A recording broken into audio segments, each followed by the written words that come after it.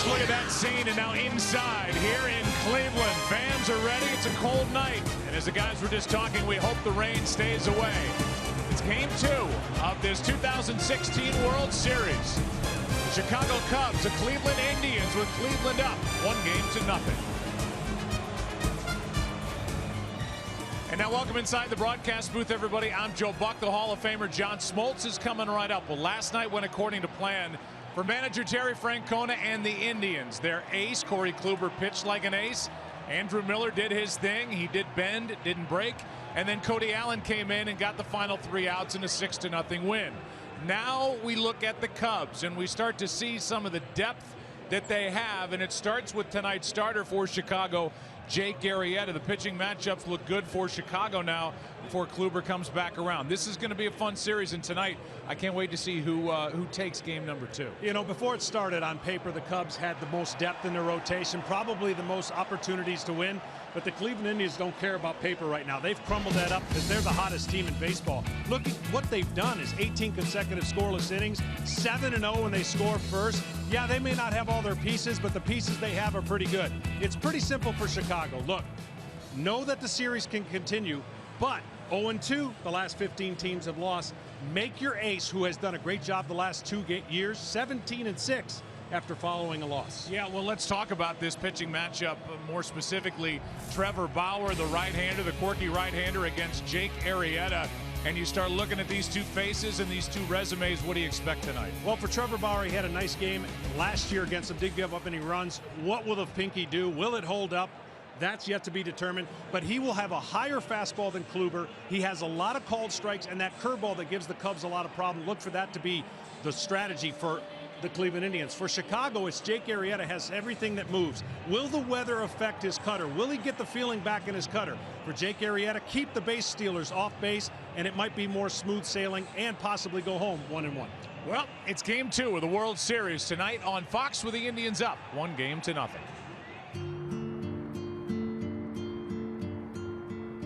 Cleveland, Ohio, my hometown. For years, people laughed at us. There was the mistake on the lake. The river caught on fire. We were bankrupt. I would say, how do you get downtown? People would say, nobody goes downtown anymore. And now, it's Believe Land. The Cavaliers did their job. Miracle of miracles, the Cleveland Indians have made it into the World Series. Rock and roll, Cleveland.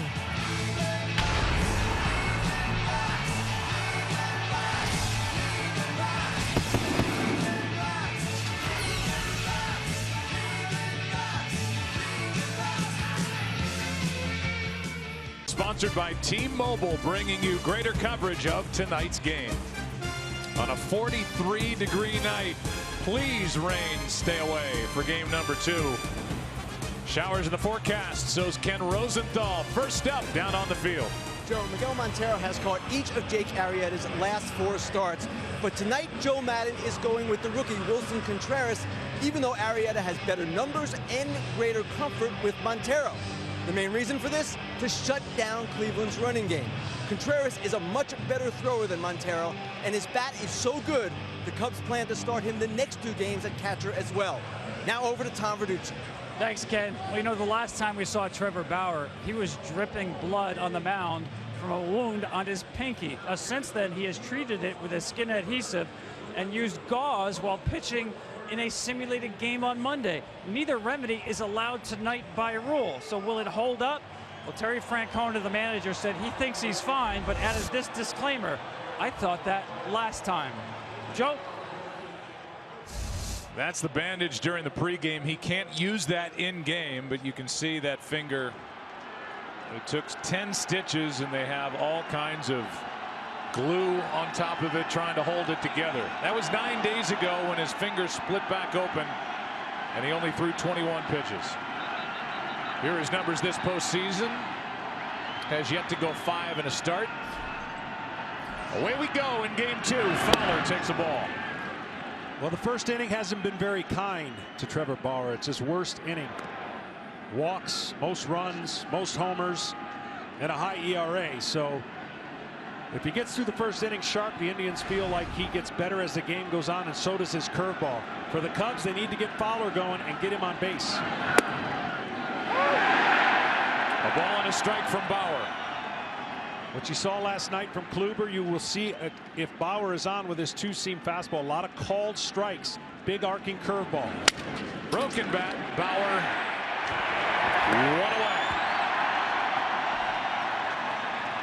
Well, you know, Dexter Fowler's in the leadoff spot. He's been there all postseason. That's what he does for Joe Maddon. Now it's Chris Bryant with Anthony Rizzo in the on-deck circle. The middle three of this order for the Cubs. Ben Zobrist, Kyle Schwarber is back. Last night rocked a double off the wall. Javier Baez hits in the number 6 spot. 7, 8, 9. Wilson Contreras, Jorge Soler, and Addison Russell. Against a guy who was the 3rd overall pick by the Arizona Diamondbacks in 2011. Traded to Cleveland December of 2012. Went 12-8 this year to Trevor Bauer. Here's Chris Bryant. Took a ball and now another. Well, early on, the curveball command is never where he wants it to be, but as the game goes on, he gets a better feel for that pitch. Tonight's weather, crisp, a little cold. See how he commands that pitch as the game goes on. 2-1.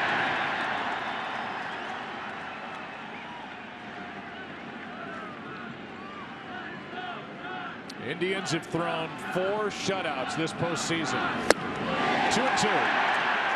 That's the pitch that's going to give the Cubs some problems. It's the high fastball. We talked about Kluber pitching off your fastball, throwing the slider curveball combination. Well, Bauer wants the ball up to give his curveball better effect. He'll throw a high curveball, a 12-6 break. Basically, if you look at the hands of a clock, you'll see what that curveball is doing. And the Cubs cannot afford to expand the strike zone with either of those pitches. 2-2. That is into right for a base hit. And Chris Bryant has his first World Series hit.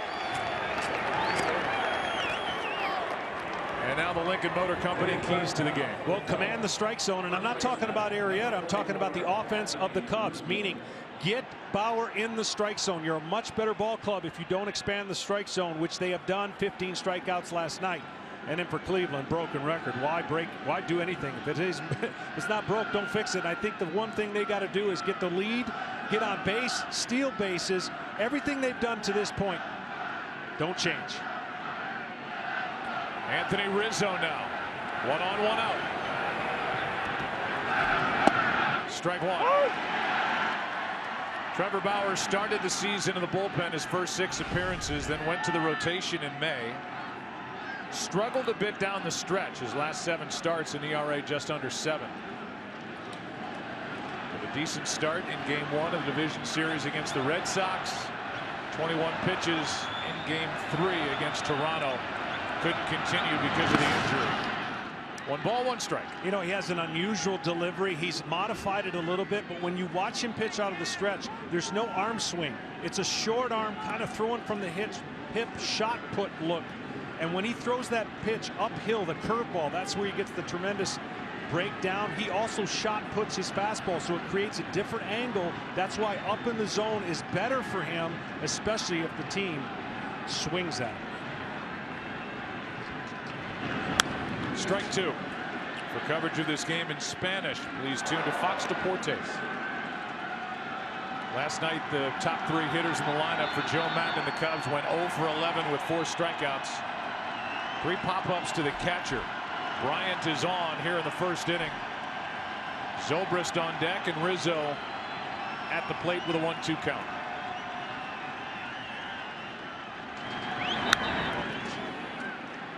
That's the height right there.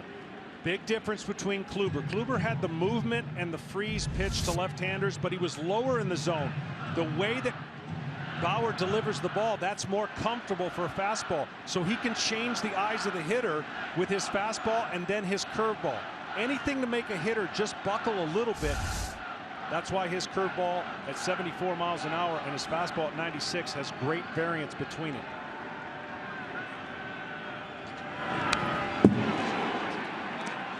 Defensively, Cleveland has Coco Crisp in left.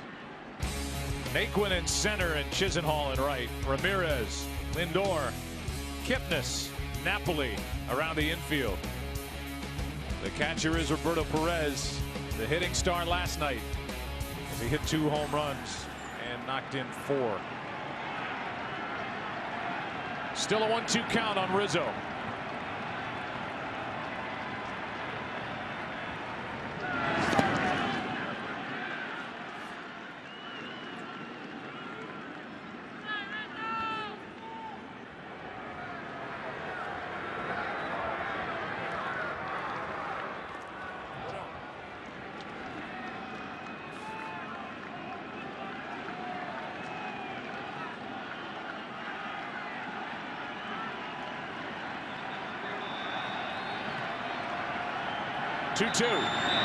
That's down into the right field corner. It'll get down, hit the wall. Bryant will dig for third. They're going to bring it. The throw mishandled. 1-0 Chicago.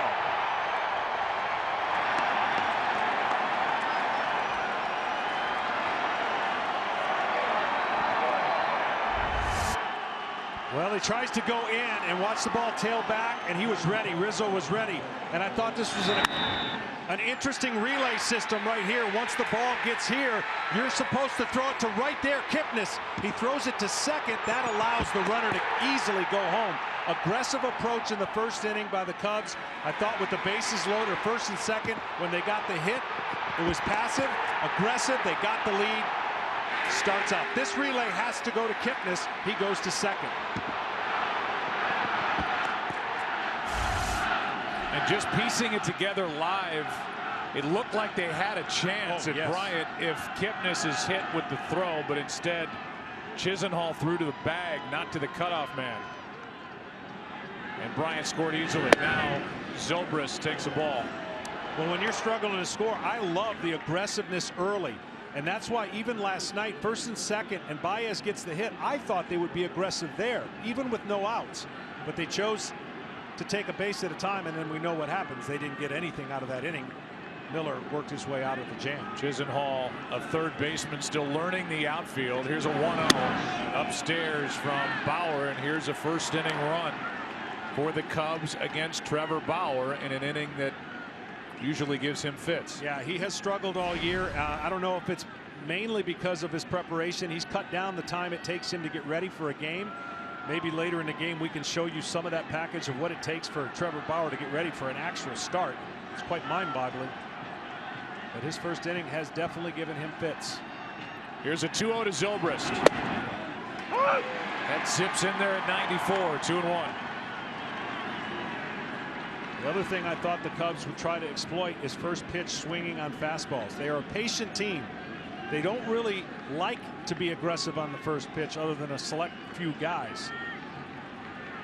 But Bauer's given up a really high average on first pitch fastballs or first pitch anything. 2-1. Chased it 2-2.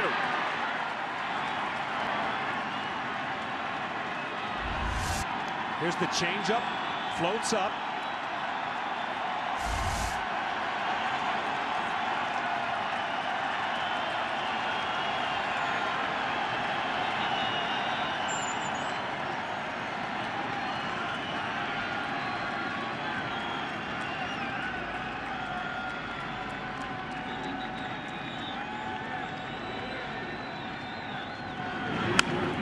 Saw that note on Zobrist, the first player to have 3 or more hits in Game 1 of the World Series in back-to-back years. Last year Zobrist had 3 hits, batting in the number 2 spot for Kansas City, and it took until the 14th inning for him to get his 3rd hit, a game the Royals won over the Mets 5-4. Ruth in the 20s, Zobrist 2015-16. The 2-2. Spoils it on a pitch that was up around the letters on his jersey. Well, Bauer, if he makes a good curveball pitch against Zobrist, that gives him fits. He likes velocity. He likes the ball like every left-handed hitter in a certain area mid-thigh. He went with the changeup and then followed it with a fastball. See if he changes the eye level with the curveball on this 2-2 pitch.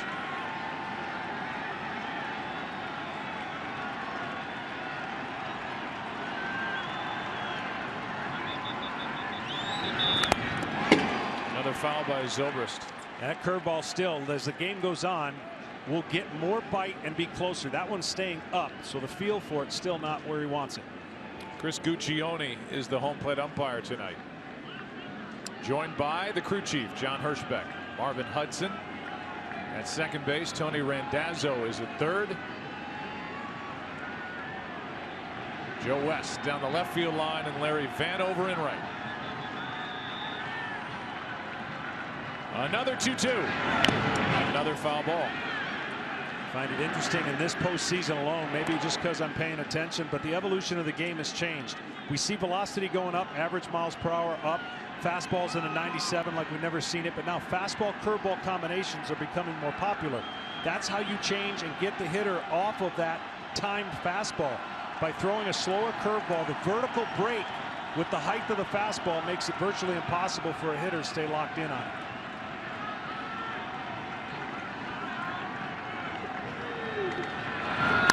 That's driven down the line, hooked, foul.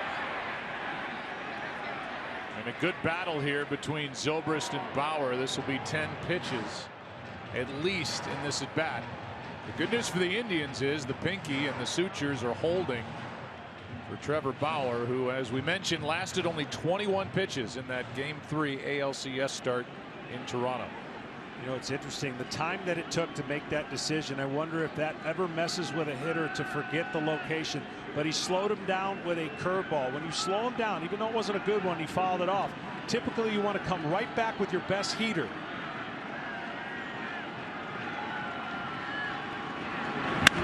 That's into left field. Crisp. Staggers, gets to it. 2 out. And Rizzo holds it second.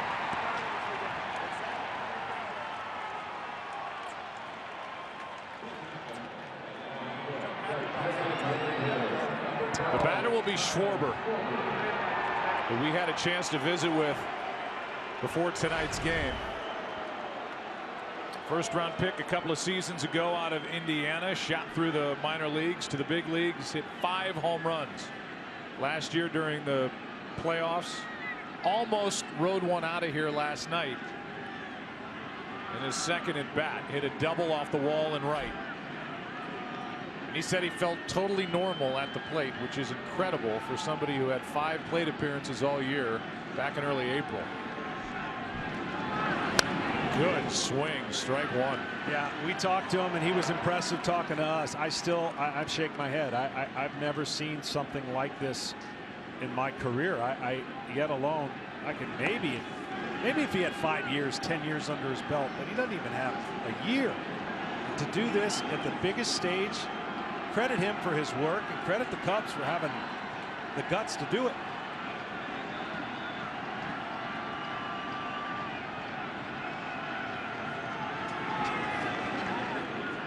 The good thing for him, as he talked about, is with the weather, 43 at the start of the night, because he's the DH and the rest of the guys in the lineup are out of the field. He's got the sweatshirt on. He's on the exercise bike. He's staying warm.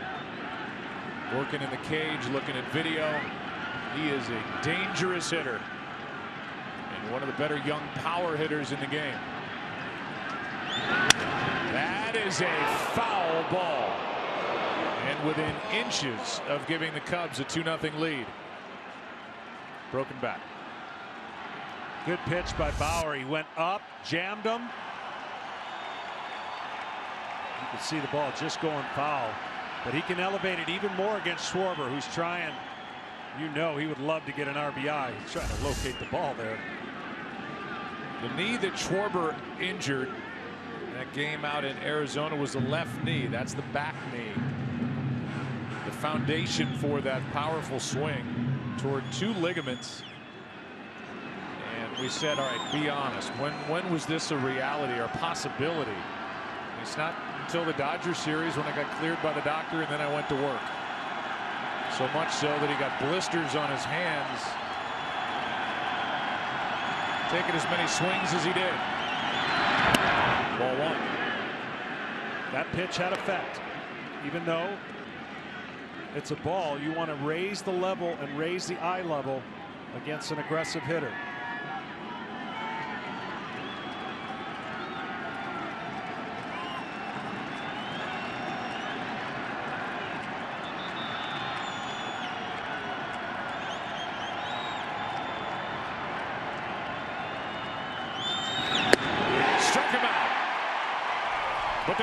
score first tonight. And that's been their magic formula this postseason. It's Rizzo, their big first baseman, bringing in Chris Bryant, making Cub fans happy. 1-0 after a half in Game 2.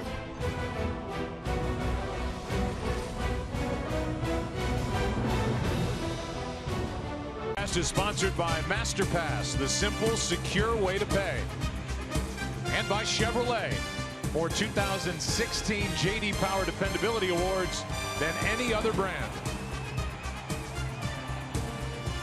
Take a look at the Cleveland lineup. They've got Carlos Santana back in the leadoff spot, the DH. He hit deeper in the lineup last night. Jason Kipnis, Francisco Lindor, then it's Napoli, Ramirez, Chisenhall in the middle.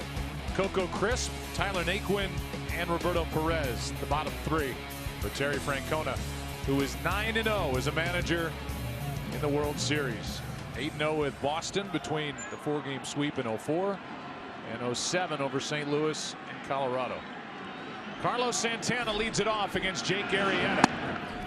And in at the knees on pitch number 1. Well, there's one thing I could never do is pitch in this weather without sleeves, so mad props to Arrieta.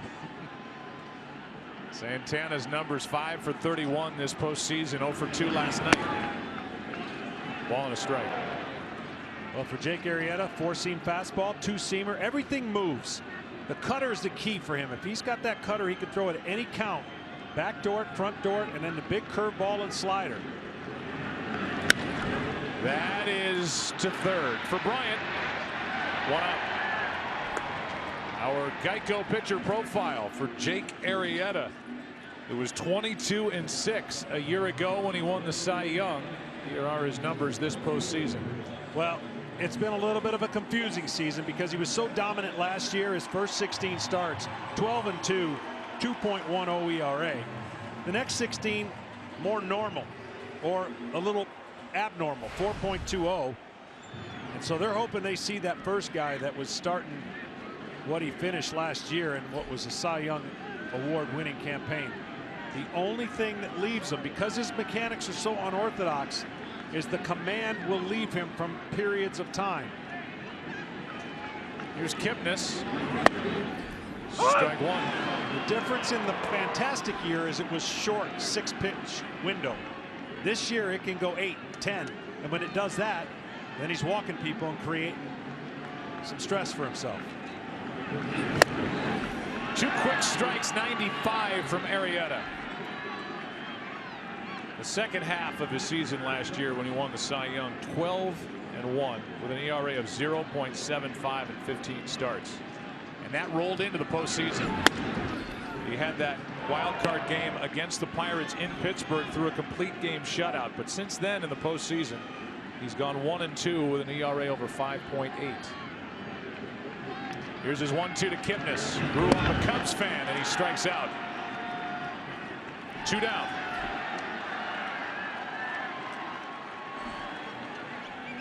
And now the defense for Chicago.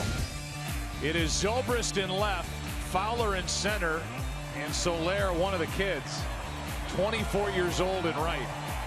And now Bryant, Russell, Baez, Rizzo, Contreras, 24 years old. 6 players in this starting lineup are 24 years old or younger.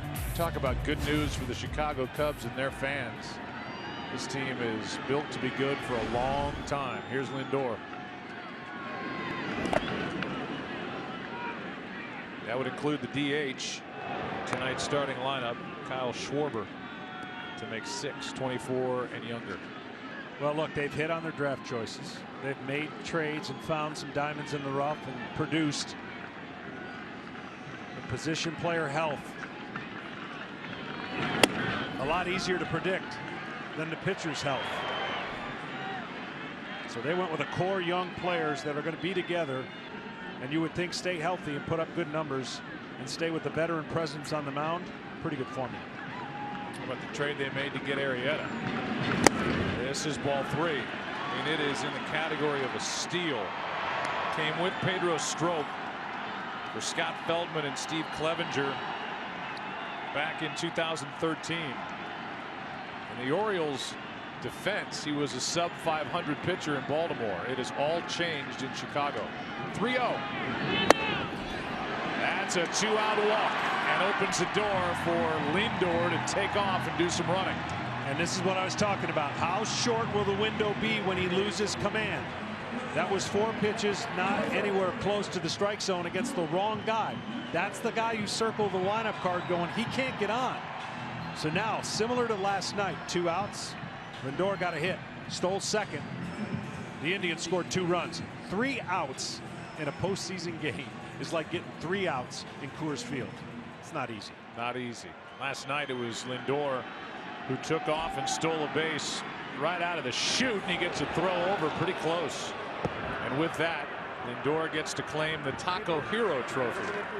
Everyone in America gets a free Doritos Locos Taco on November 2nd. Steal a base, steal a taco, only at Taco Bell. Well, you saw the one difference that last night was not able to see, and that's a pickoff throw. Jake will throw to first, but his move to home is slow. But the catcher he's throwing to tonight has a gun, hoping to close the gap. You heard the report from Ken Rosenthal, and now 5 have missed in a row from Arrieta before the game. And it's not just the hot bat of Wilson Contreras that has him in the game. It's what's hanging off his right shoulder, that throwing arm. He can cannon it down to second base. And he has shown that ability already this postseason. Here's Napoli. 0 for 3 last night.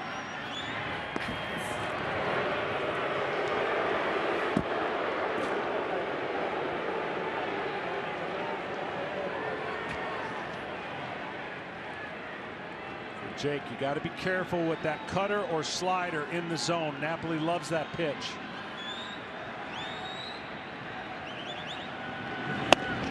Six in a row have missed.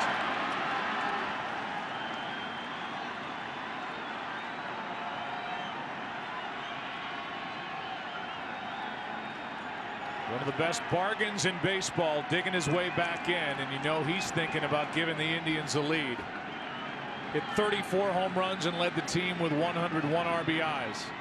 He can pound it. 2-0 pitch. Over the outside corner. 2-1, and Napoli didn't agree. Well, if you're Napoli, you don't want to hit this one anyways. This is after throwing a bunch out of the zone. A little benefit of the call. Good job by Contreras pulling that glove in. That usually doesn't do as much as you think at home, convincing the umpire.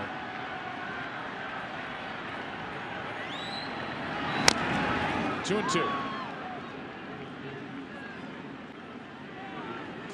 So now Arrieta trying to bounce back from the walk to Lindor, who's having fun with his former rival in high school, Javier Baez.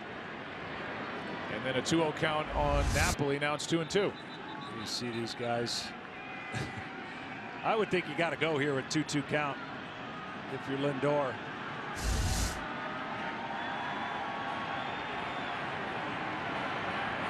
Not going. Boy, he sure wanted to, though. You could tell that little stutter step. He was trying to time it, and now it doesn't matter on a 3-2 count. He'll go. He wanted to right about there, and he couldn't pull the trigger.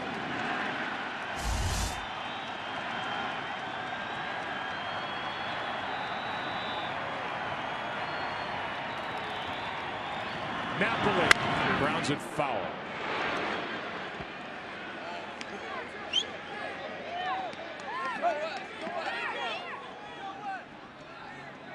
So Lindor is getting his sprints in here in game 2. Travel day tomorrow, and then Friday it's Josh Tomlin and Kyle Hendricks, game 3 at Wrigley. The first World Series game there since 1945.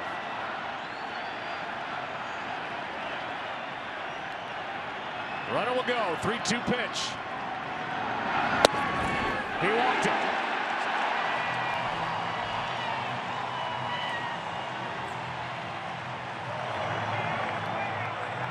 And it's first and second with 2 out for Jose Ramirez.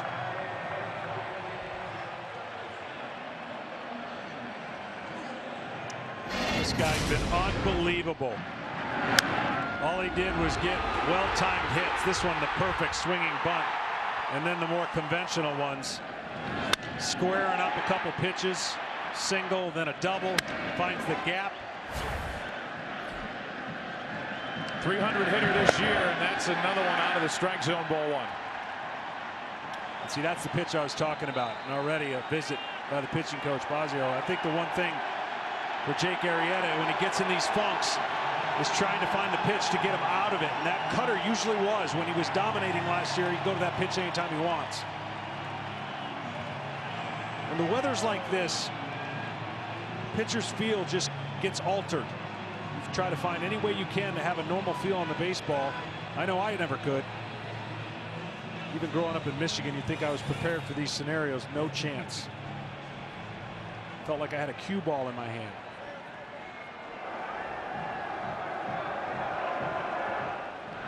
Ramirez hit .351 here at the Indians' home park this season.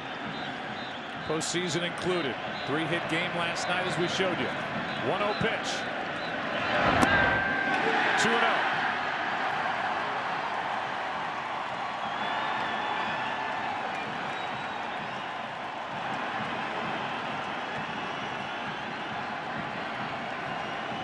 This guy thrived with 2 outs, runners in scoring position on the year.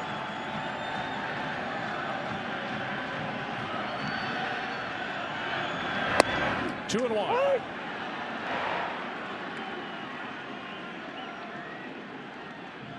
Ramirez is 24. Born in the Dominican Republic, and as we told you last night, made a huge leap forward. Hit .219 last year, .312 this year.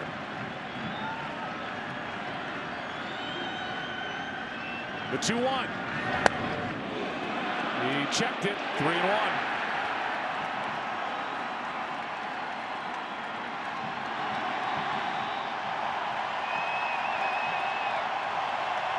Lowest opponent's average with runners in scoring position. Arrieta. Tough to beat, but in a jam here. 3-1 pitch, 2 on, 2 out. In the air to center.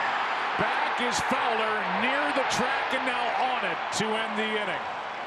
As Ramirez gave this sold-out crowd a thrill, only to make the final out. 1-0 Chicago after 1.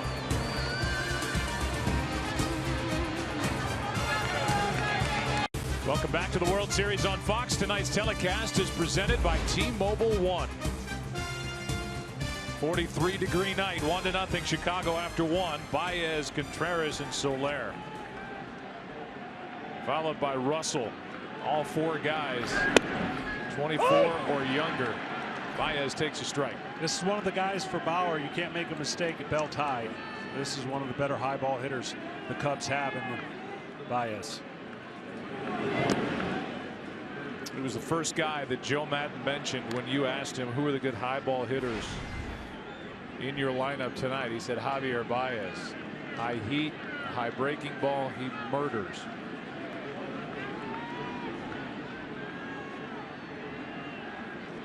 One ball, one strike.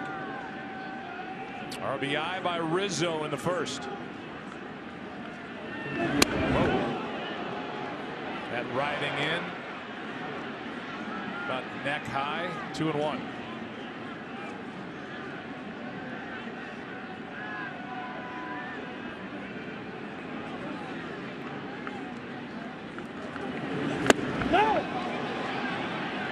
No swing. 3-1. So if a guy's a good high ball hitter, what do? You try to go a little bit higher than what he likes, because coming out of the hand to a high ball hitter, it looks really good. That's what I'm talking about. That one was almost similar to the one he took. And now what he's done is he's taken the count back into Bauer's favor. That right there is the old Baez. 3-1, very aggressive, not taking what the team's given you, and that was a walk.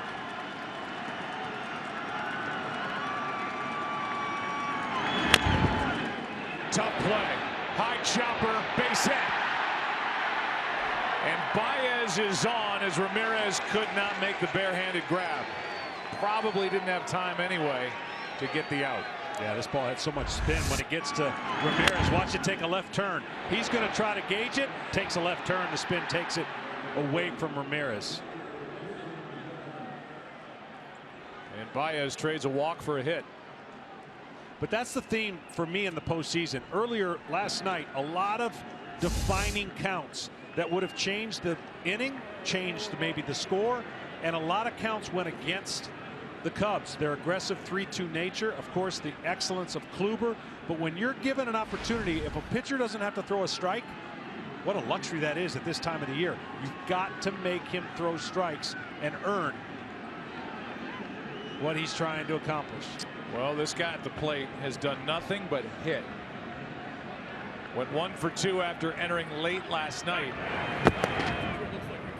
Wilson Contreras, who is 24 years old, a former third baseman in the minor leagues, learned how to catch after becoming a professional. He's now catching in this World Series Game 2. A great arm, but a red-hot bat.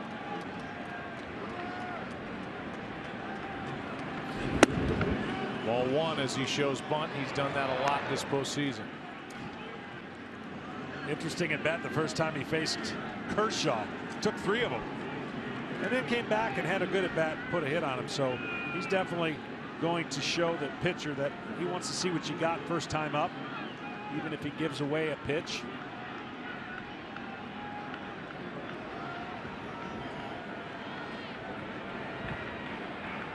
"1-0. 92, strike 1. The Cubs, in what turned into a long first inning for Trevor Bauer, fouled off 12 pitches in the first.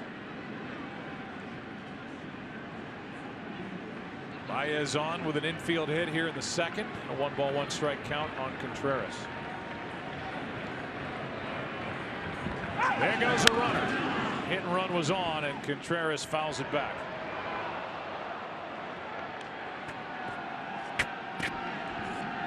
Tough pitch to handle when the runner's going for Contreras. This pitch is way above his hands.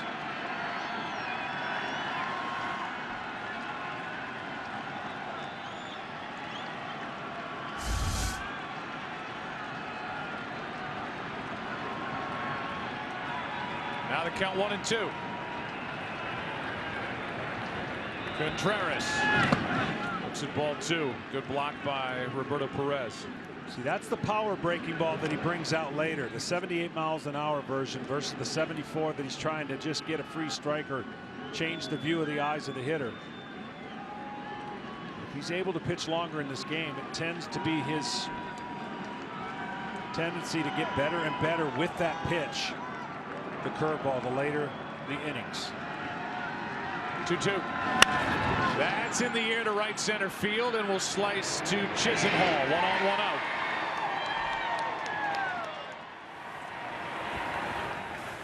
And the batter will be Soler. Were you surprised to see Jorge Soler's name in the starting lineup tonight when he got to the ballpark for Joe Maddon? I was a little bit, but since I've covered this team quite a bit this year, he has talked about Soler in the same fashion that he talked about him tonight. He believes he can run into him, even though he hasn't played a lot. He is a high ball hitter.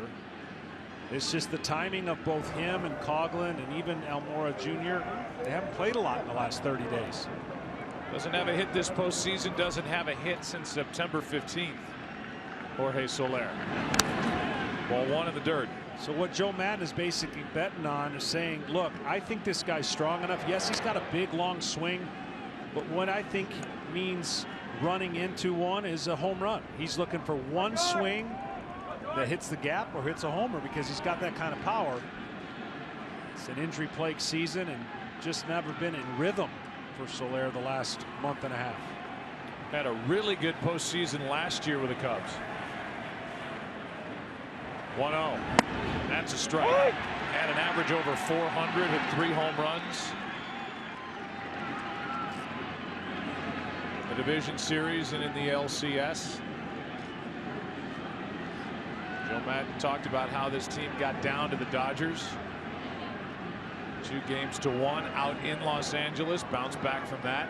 Lost last night, trying to do it again. Here's a 1-1. You know, hitters are no different than pitchers, and this is a guy that needs timings and reps because of his long swing and the mechanics of it. He's not going to be a guy with layoffs that could go back in and feel comfortable. Some guys just have better mechanics, have smoother swings. They can maybe take 20 days off and not miss a beat. Some pitchers can do that and throw strikes. Some cannot, based on the mechanics. And he'd be one of those guys that needs his reps, in my opinion. 2-1, runner goes, and a high fly ball into center. Baez will have to get back. Naquin has it, 2 out.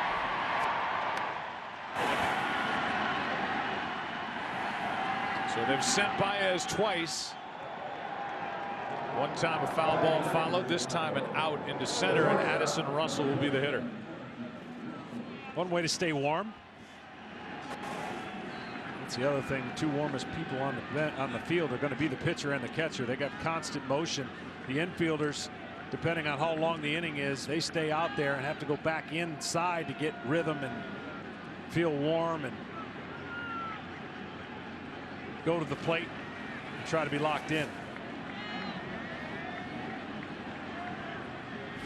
So Baez at first with 2 out now for Russell. That's down, ball 1. Addison went 0 for 4 last night, but rolled into this World Series hot from the back half of that NLCS against the Dodgers. And back-to-back 2-run home run games in games 4 and 5 in LA. Ball and a strike. This is one of the matchups that doesn't favor Russell. He needs a mistake off of Bauer. He likes the ball down over the plate. He doesn't like the ball up. He will expand the zone down on a breaking ball. But Russell, after struggling, got going, as you mentioned, as did Rizzo, the latter part of the Dodger series.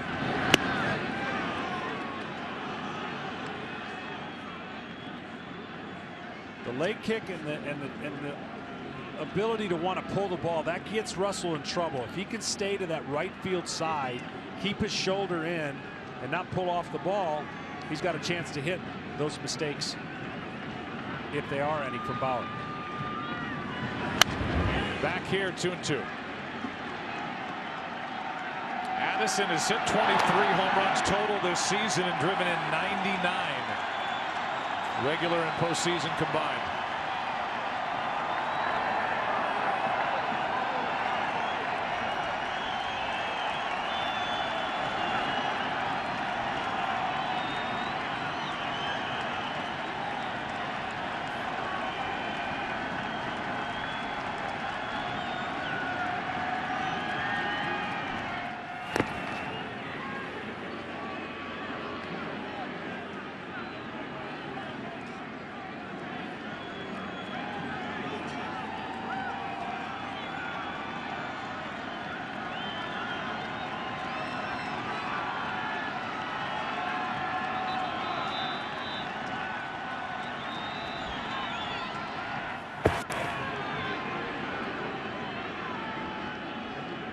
Just in case, with 2 strikes, they send Baez for the 3rd time. Javier stole 12 during the regular season, 2 for 2. This postseason, number 9 hitter is up in a 2-2 count.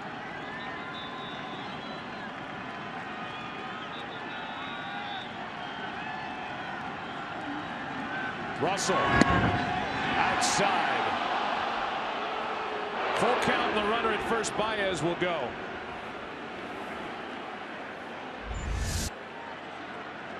Great pitch and a better take.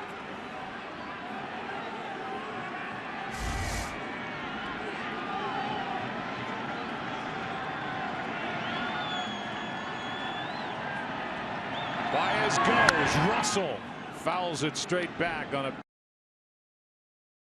50 pitches. Is Trevor Bauer here in the 2nd. Command the strike zone for the offense. So far, the Cubs have expanded the strike zone. There's walks out there. if you take them. 3-2. That's pretty well hit to right. Chisenhall back. He's got it to end the inning. That ball carried a long way off the bat of Addison Russell, but Bauer gets around the leadoff hit. We're in Cleveland, and the Cubs lead 1-0 after an inning and a half in Game 2.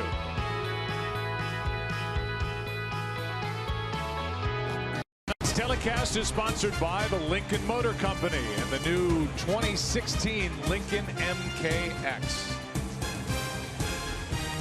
Words of wisdom from the great Satchel Paige as we move into the bottom of the second inning.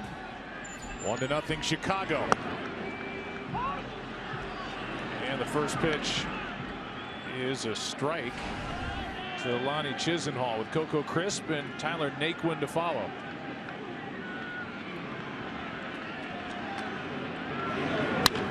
To the right side, Baez to his left. 1 out. Even the routine out, fun to watch. Javier Baez does everything with a flair. That's great when it all works. And so far this postseason, it has all worked for Javier. What I've learned about him quickly is he'll make mistakes, but he doesn't repeat them. At least he hasn't. And that's all Joe Maddon could ever ask for. You know, he doesn't have to say too much to his team, but when he didn't run out of ball earlier in the series in the postseason, the next time he was in that situation, he ran it out. Thought he had hit a homer, and the ball did not go out. Coco Crisp has been around a long time.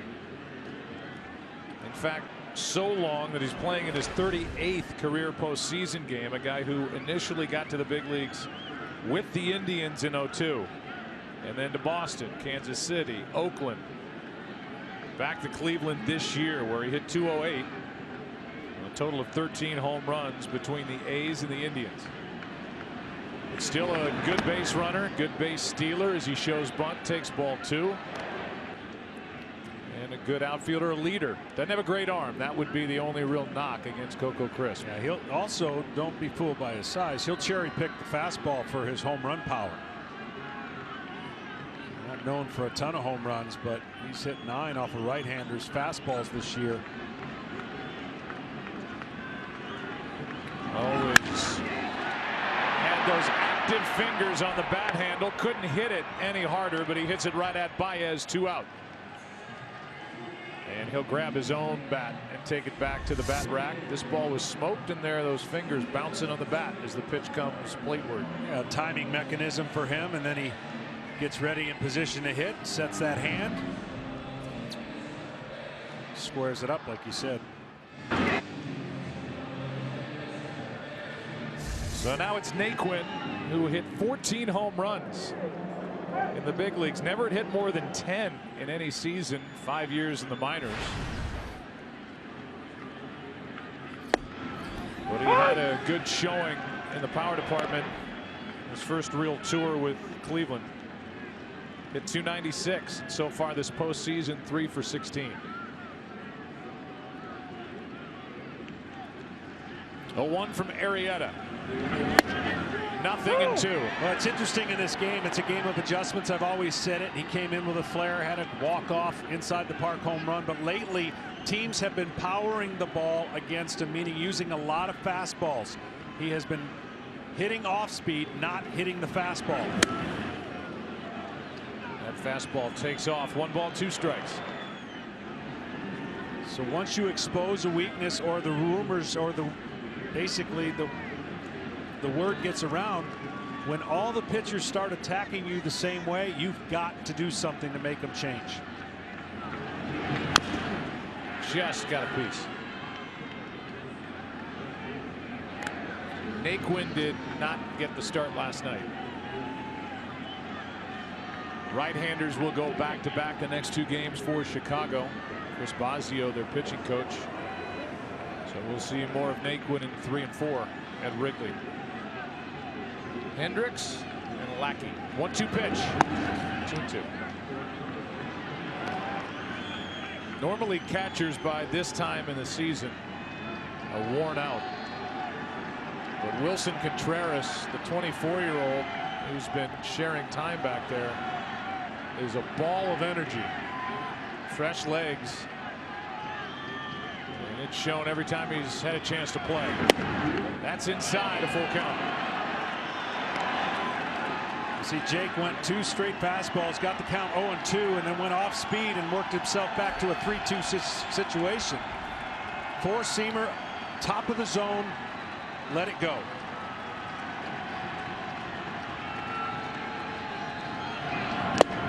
Got it.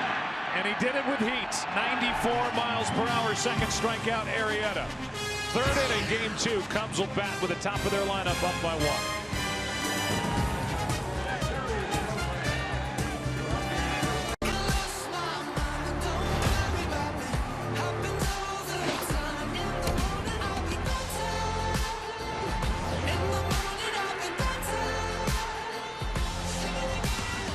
Third inning rolls in here in Cleveland, top of the order for the Chicago Cubs, and the man featured, Anthony Rizzo, as the RBI double came in the first inning. Drove home Chris Bryant, breaking ball in for a strike to Dexter Fowler, who is 0 for 5 in the World Series. Fowler, long time with the Rockies, with the Astros. Wanted to be a part of this, signed a 1-year deal with the Cubs, will be a free agent, and he will be highly sought after. And if he does get out of this Cubs organization, they'll miss what he does as a leadoff man. Here's Kipnis. 1 out.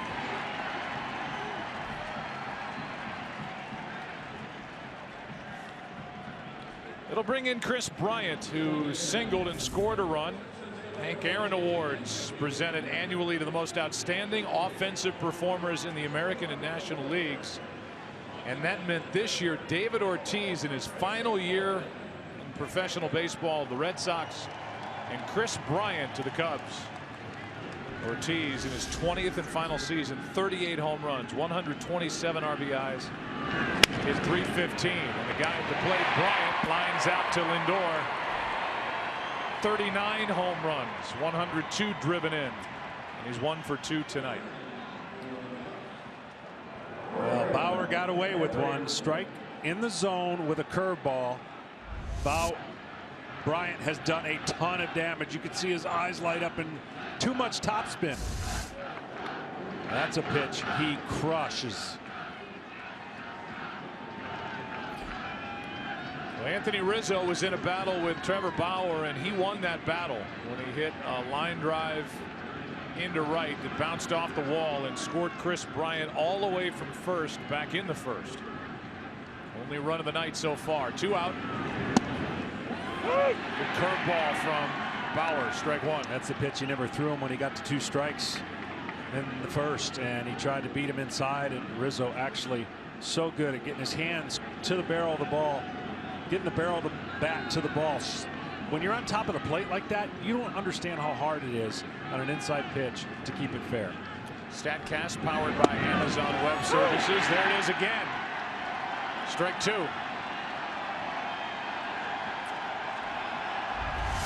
He throws it uphill, and then it has tremendous depth.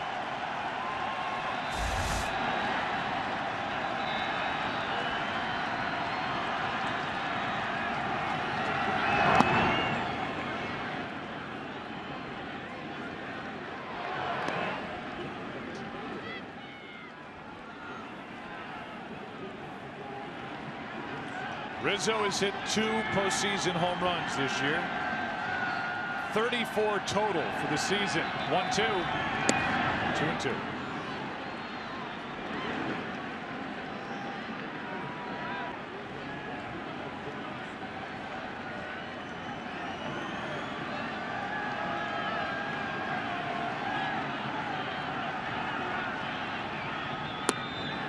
From 0-2 to 3-2.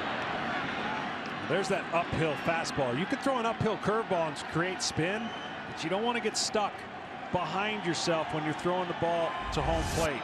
Watch how it looks like that front shoulder goes up, and then the ball just never has a chance.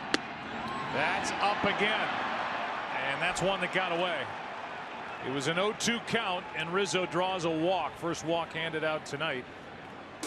by Trevor Bauer. Tonight's telecast is sponsored by Walmart. This Halloween, save on candy, costumes, and more at Walmart.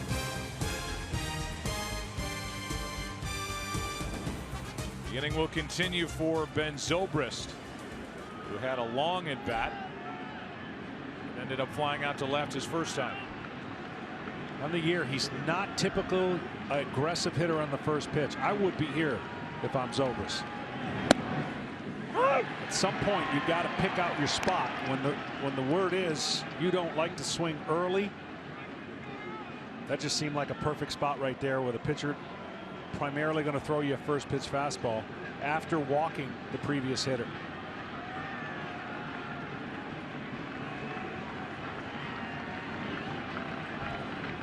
Here's the 0-1.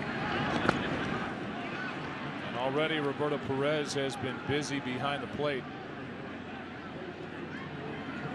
That bounced its way in there. 1 ball, 1 strike. The Indians in the bottom of this third will have Perez, the catcher, the number 9 man, then the DH Santana, then Kipnis.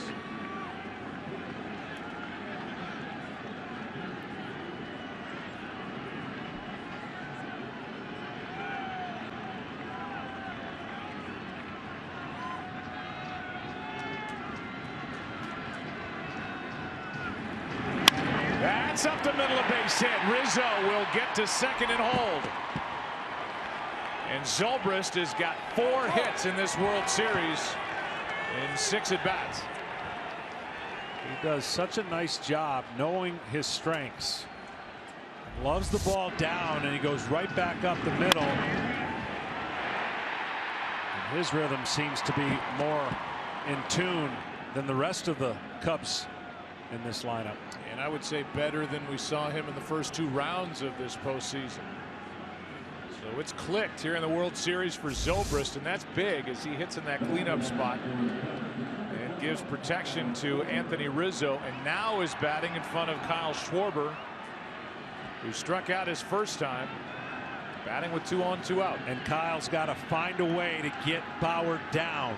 Anything he sees up, it's awfully tempting for him to want to attack it.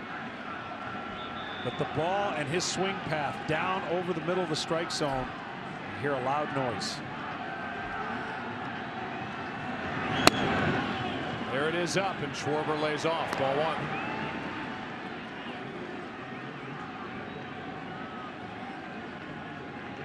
Cubs struggled last night with runners in scoring position.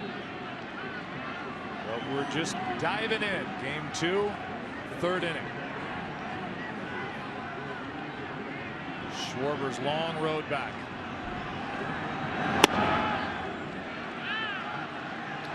He was quoted as saying that after all that he underwent, the surgery, rehabilitation, the rush job to get his batting eye back, to get his hands back, he said he might cry before game 2. He said he came close, just having it hit him.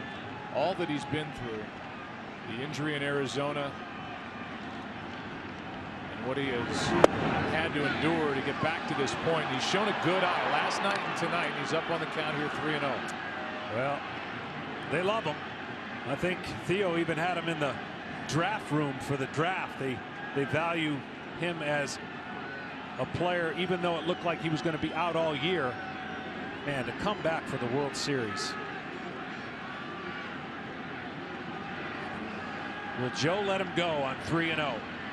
I would. He does, and a base hit. Here comes Rizzo. No throw to the plate. Schwarber's delivered 2-0. He's back.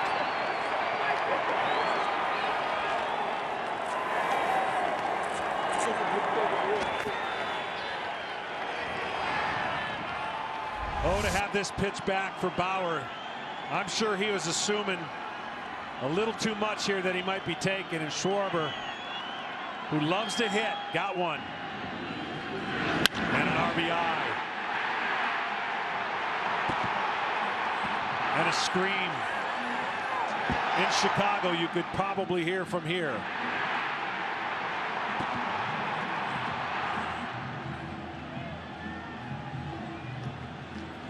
Every team wanted this guy, even while he was on the shelf after knee surgery when Theo Epstein and Jed Hoyer were answering the phones and making phone calls and trying to add to this team in season. The Cubs kept holding off, and anybody in this organization said, just wait till you see this guy Schwarber. And yeah, he hit 16 home runs last year and then had 5 in the postseason, but he has a chance to be a really special power hitter in the big leagues. Somehow he got himself ready for this, and he just doubled the lead and presents the RBI chance now for Baez. Yeah, Baez, he definitely will be aggressive on the first pitch, you would think, especially after scoring a run. So that meeting on the mound was reminding Bauer of that and making the pitch he needs. And he was aggressive, swung through it at 93, strike 1. Well, Kent Mercker, who I played with and now works on the other side, works with on behalf of Kyle Schwarber, was singing his praises well before I could even know his name, saying what a tremendous athlete, football player out of Indiana. He said this guy can do amazing things, and boy, was he right. 2 strikes on Baez as Bauer tries to get out of what looked like a harmless third. 2 out, nobody on, an 0-2 count on Rizzo, then a walk, a hit, and another by Schwarber.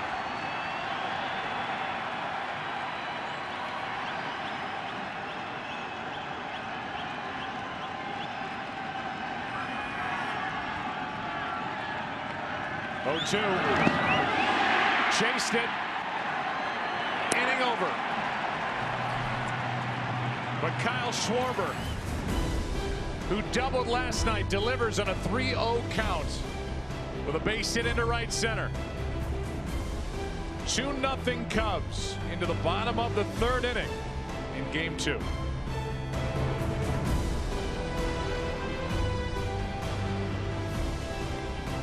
Goes into the bottom of the 3rd inning here in Cleveland. Chilly night, 43 degrees at the start of the evening. 2-0 Chicago, and the lead was just doubled by Kyle Schwarber. A great story we've been talking about ad nauseum, but it will continue. It's just remarkable what he's been able to do. And here in the 3rd inning for Cleveland, the number 9 man, Roberto Perez, who didn't hit like a number 9 man last night, leads it off and takes the ball outside from Jake Arrieta. Last night, Roberto Perez hit 2 home runs and drove home 4. And oh, by the way, caught a shutout. It was just a big night for number 55. Here's a 1-0. Up and in. We are honored to be joined by Kyle Hendricks, pictured right there at the end of the dugout here tonight. I know we're all looking forward at this point, but my gosh, you got to be proud of what you did in Game 6 of that NLCS. Congratulations on that big game. Thank you very much. I appreciate it. You know, I got to say, getting those couple of runs early, facing a guy like Kershaw, you know runs are going to be few and far between. So when we put up 3 pretty quick on him, that just opened up the game plan so much for me. That was really the key to the game, I think. We'll continue to talk to Kyle here live during this 3rd inning as the count's gone to 2-1 from Arrieta. Perez, 3 balls and a strike.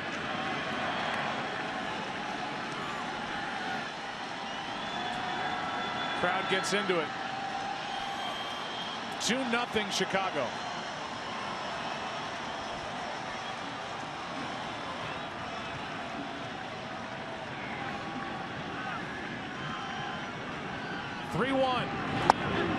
Full count. So you pitch the clincher in Game 6, Kyle, and now you get the first World Series game at Wrigley Field in 71 years. That is special. Tell us what you're looking forward to 2 nights from tonight. You're right. It is special. I'm just looking forward to the opportunity, honestly. Finding myself in that situation, who would ever thought as a kid you'd find yourself there? So I'm just going to go out, try and take full advantage of it, but again, just approach it and as any other game. Any other game in the regular season, you got to go out and try and execute pitches at the end of the day. I almost believe you because your body language is so calm. I mean, for people like us up in the booth or fans or people watching you, it looks like your demeanor just doesn't change. It's remarkable. I'm sure you get a lot of comments about that. I do. Thank you. That's just kind of been me. That's my personality, I think. I'm very laid back, so it comes naturally, not getting too fired up. But we got some Bulldogs on this team, Bulldogs on this staff, and I let them take care of that. Is that the Southern California in you? That's probably a little influence there for sure. Tell us what it feels like down in that dugout. You guys are down in this series 1-0. You've got Arrieta on the mound, and a great story and a great guy. Kyle Schwarber just doubled your lead to 2-0. That was awesome to see right there. Yeah, we're feeling good. Everybody's loose in here, having fun like usual, like any other game. We've been putting together some really good at-bats tonight. That's been good to see, getting the pitch count up, and Jake's been doing what he has to do to get outs. You know, this is a battle here. And he battles back to get a strikeout. His third of the night. But no, we're loose. We're a fun-loving group. You know, that's how it always is all year long. So nothing's changed even after last night. Going up against a guy like Kluber, he was pretty nasty, spot on. You just got to tip your cap sometimes and move on. Kyle, I know you faced the Dodgers after Lester. Now you're facing the Indians after Arrieta. Will you look at his game, or do you just focus on the way that you pitch and attack? Will you learn anything from how Arrieta is attacking the Indians? I'll learn a little bit just from watching here in-game stuff, you know, kind of watching their at-bats, watching how aggressive they are maybe at certain times of the games. But for me, I have my routine, you know, I have my video work, my scouting work I'll do, and that's kind of consistent. That doesn't change. Kyle, good luck. Get some rest if you can, and enjoy what is sure to be a crazy scene on Friday night at Wrigley Field. I definitely will. Thank you, guys. All right, he is a good one. He led the big leagues in ERA this year, and he was sensational, facing the minimum in his effort in Game 6 against the Dodgers. That's a foul ball right side. And the count goes to 0-2 on Carlos Santana. Well, Arrieta, you know, he gets away with pitches because he has such movement, but for him to get back to that level, when you see that cutter miss by 3 feet, that's what he's talking about when he says, I've lost the feel a little bit of that. Trying to get it back is not as easy as just throwing 1 or 2 of them. You got to locate and get it to the area that you intend to throw. 1-2.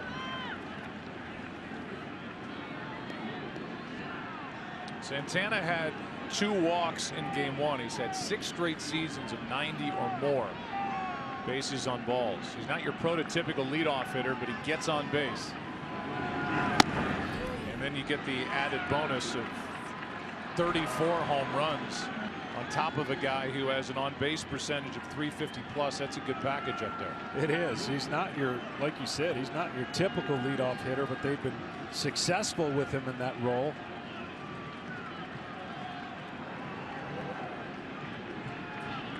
It was 0-2, now it's 2-2. Arrieta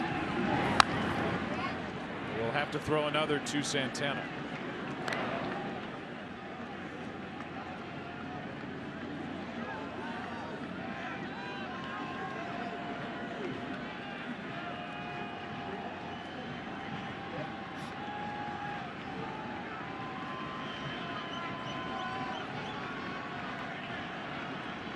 Here comes a 2-2. Check swing, full count. Again, the cutter. So he's worked himself into some counts. After having favorable counts, and this is the Jake Arrieta that we have now. At some point, as the game goes on, he's hoping, and the Cubs hoping, that they can lock down the counts favorable for him. That strike 3 as Santana gave up on it. And 3 consecutive strikeouts for Arrieta. You can watch how much it moves. Catches the top tier of the strike zone. I'm going to show you later in the game why it's so difficult to hit off of Jake Arrieta, but it'll also show you why it's so difficult to command certain pitches, the way he throws across his body and the angle that he creates, especially against right-handers. Here's Kipnis coming off what has been in many ways his best year in the big leagues. And for a young man who's now in his late 20s, grew up a Cubs fan in Northbrook, Illinois. Loved those teams with Sandberg and Mark Grace. There's a fly ball into left. Sosa. Kipnis is still looking for his first hit of this series against the team he grew up rooting for. 2-0 Cubs after 3. Sponsored by Verizon. Join a better network because better matters. And by Bud Light. Check out the Bud Light Lady Gaga Dive Bar Tour on Facebook.com/Bud Light.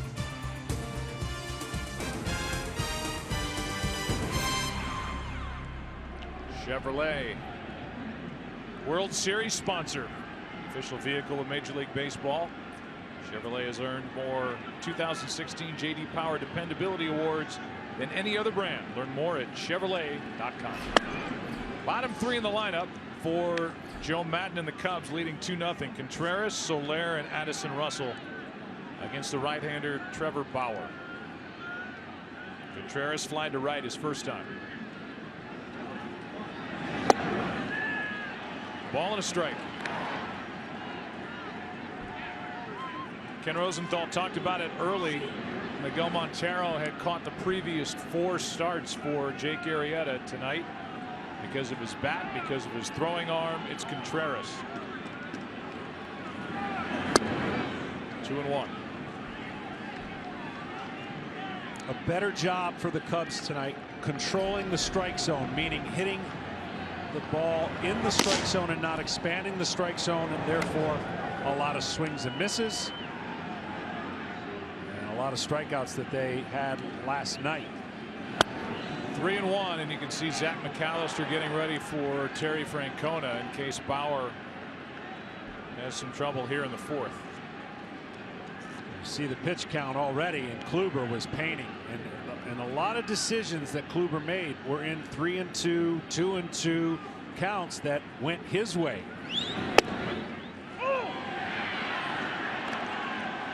Last night, these are game changers, these are inning changers, and these are at-bat changers. 3-2, got the benefit of the call. 3-2, swing and a miss. Another great pitch. 3-2, strikeout. There were a lot of outs on 3-2.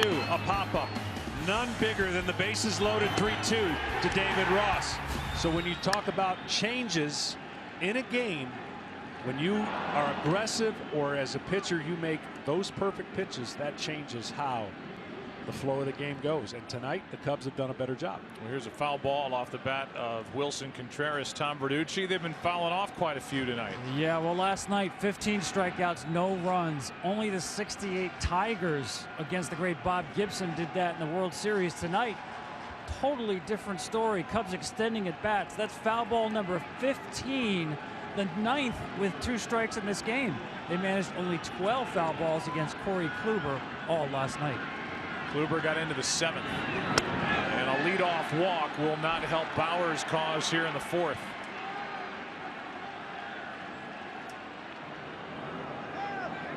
Second walk handed out by the right-hander. It'll bring in Soler. Jorge fly to center his first time up. He is now 0 for 19 since September 15th, the last time he got a hit, and when he did, it was against the Brewers when he hit his 12th home run of the season. But you can see just by looking at him, he is big, he's got power.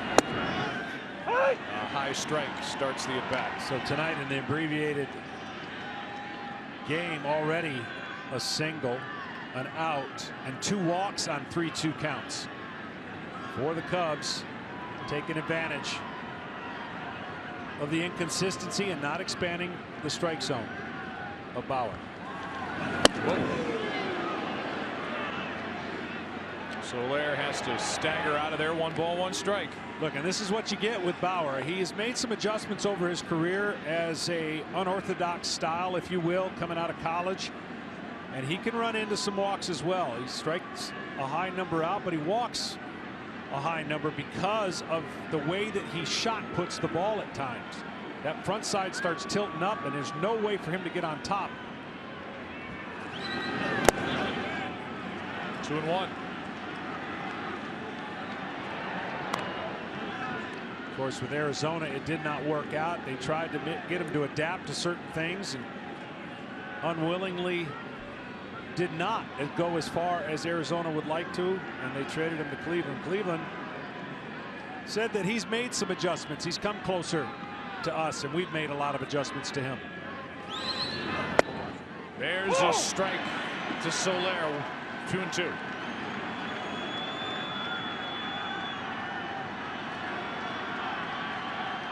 Bauer may be pitching right here to stay in the game.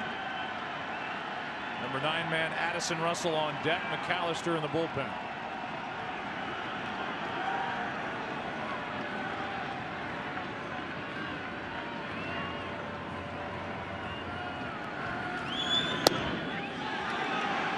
Outside, and yet another full count. Much better pitch. Down, but away. Soler, even if he thought it was close enough, I don't think he would have done anything with it. So a good take.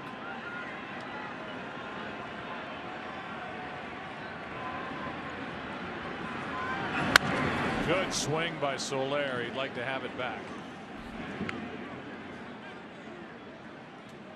Talk about Terry Francona's record as a manager in the World Series, 9-0 between the Boston Red Sox and now Cleveland. This is only the second time Francona has trailed in a World Series game. Trailed in 2007, Game 2 against Colorado. Red Sox won that game 2-1. 3-2. Well, here's some of the things we were talking about in Arizona. It's an unorthodox way to get ready. He's got all these different type of, well, I call them rehab stuff, but this is what he needed. He needed a long time to get ready to start a game, and then threw the ball unlike any other starter all over the field. And then right before, he just lets it eat. And these are some of the things that Cleveland's made him adjust a little bit to. Another 3-2 pitch to Soler. Right side. Kipnis. They get the lead man. Got them both. What a double play.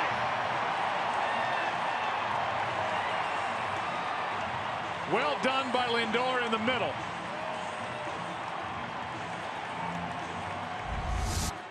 Well, Soler, since his injury, still has not run really good out of the box.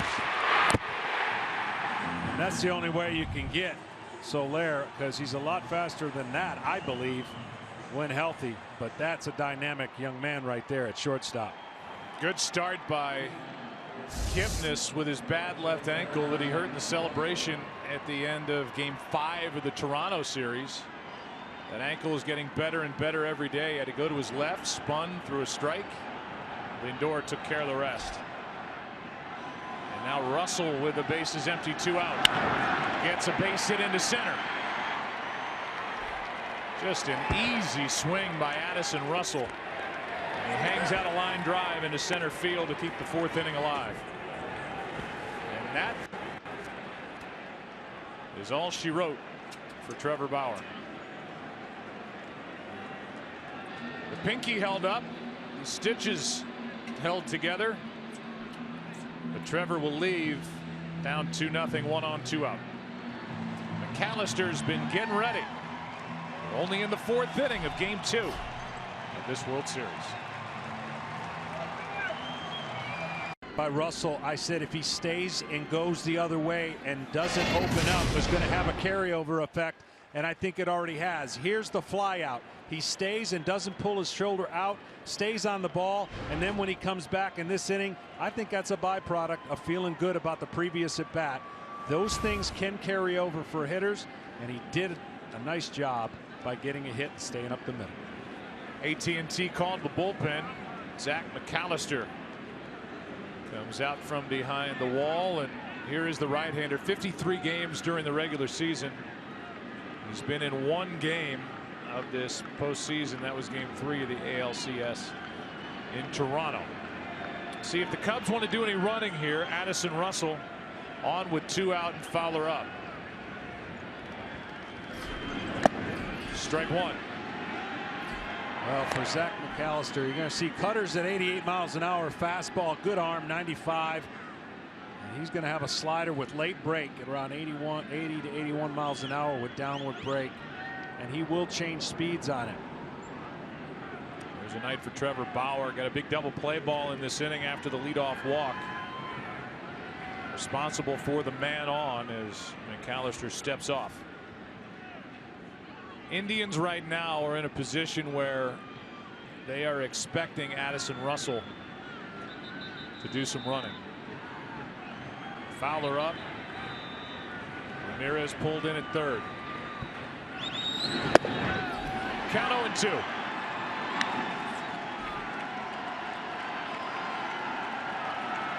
Dexter 0 for 6 in this World Series.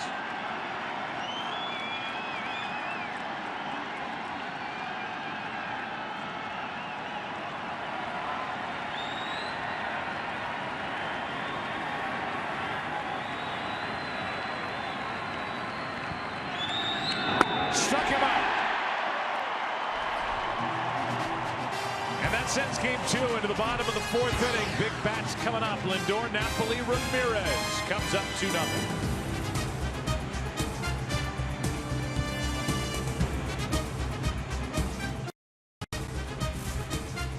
Fans, here are the 3 finalists from the T-Mobile Unlimited Baseball Contest. Only one will win tickets to every game of the 2017 World Series, and it's up to you to decide. Go to @T-Mobile on Twitter to view the entries and vote now by tweeting #UnlimitedBaseball and their hashtag. Francisco Lindor is the man behind the mask. Took a strike. And now grounds one foul. Strike 2. For whatever reason on this year, which has been different for Jake Arrieta, of course last year, couldn't find a bad statistic, I don't think. But the middle innings, 4, 5, and 6 have been a little rough. You see, he hasn't had much to do with anything other than the 2 walks, some high counts, but battled through to get some strikeouts. Cleveland starter Trevor Bauer couldn't get through the 4th. The 0-2. Got him, tailing pitch. Boy, that ball had some movement. Strikeout number 5. That's the 2-seamer right there that looks like it goes completely across the plate. You see the 2-seam grip? It's up, but it moves at such a rate. A little bit high, but you'd like to get those down just a little bit. Lindor knew as soon as it crossed the middle of the plate, he was in trouble. With 1 out, nobody on, here's Mike Napoli, who drew a walk in the 1st inning. In that first 2 out, nobody on, back-to-back walks, and then Jose Ramirez for the Indians sent Fowler back to the track. That misses outside. The Cubs had scored a run in the 1st. They got a 2-out RBI hit from Schwarber in the 3rd, lead 2-0.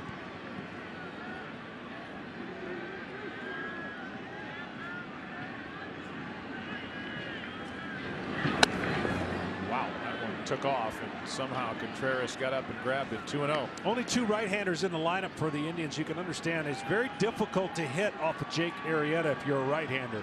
He creates, as we talked about, such a different angle. He throws across his body. It looks like he's looking in the other dugout when a right-hander's at the plate. Well framed by Contreras, and Napoli, a former catcher, says, I know that trick. 2-1. I'm going to show you when we get a chance what that visual looks like as the hitter if you're facing Jake Arrieta.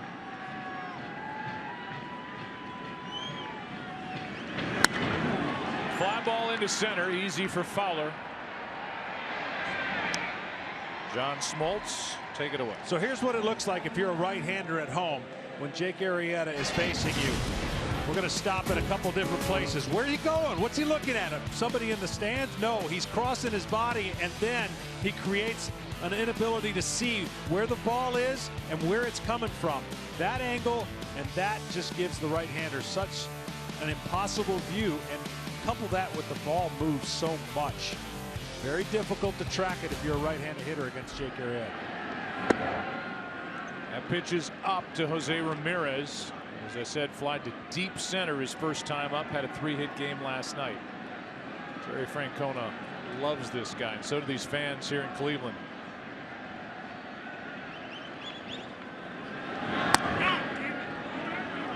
Two-0. Think about what this team went through this year. The Indians, they started out kind of 500, 12-12, swept by Philly. Then they went on a nice little run.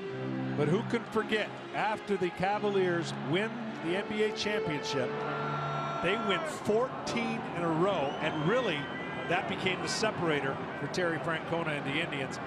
And they rode that emotion, this city's emotion, all the way to a league title. That's inside 3-0.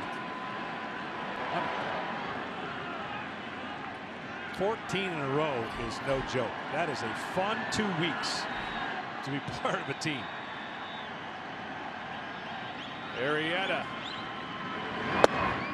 3-1. Since the back-to-back walks, Arrieta has retired 9 straight.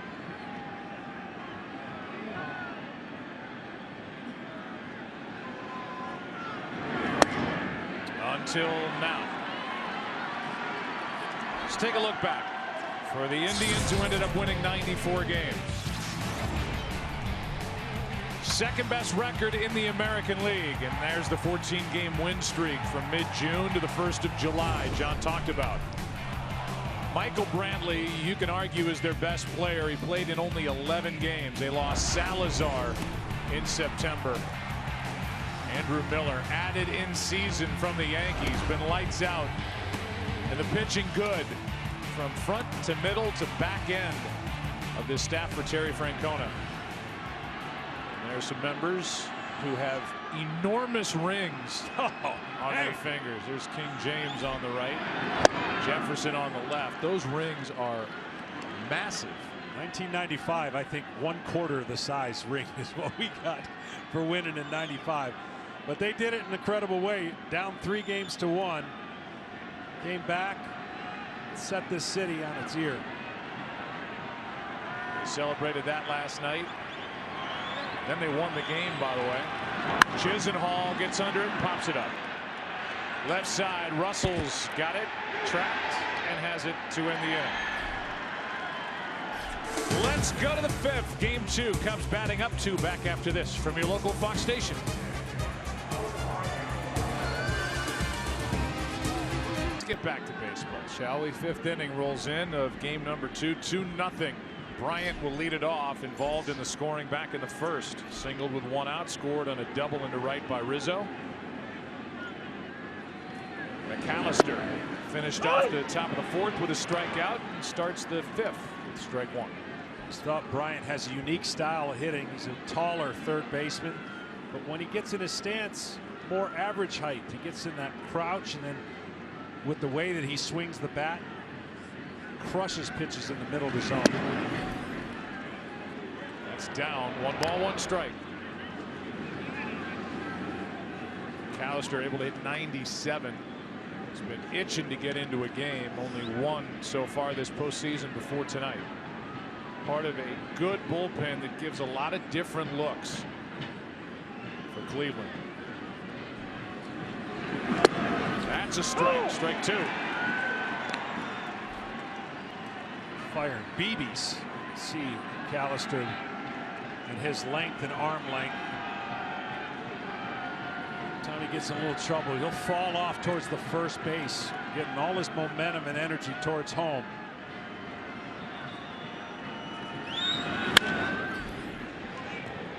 Bryant just spoiled it. Peter! Peter! Where are you?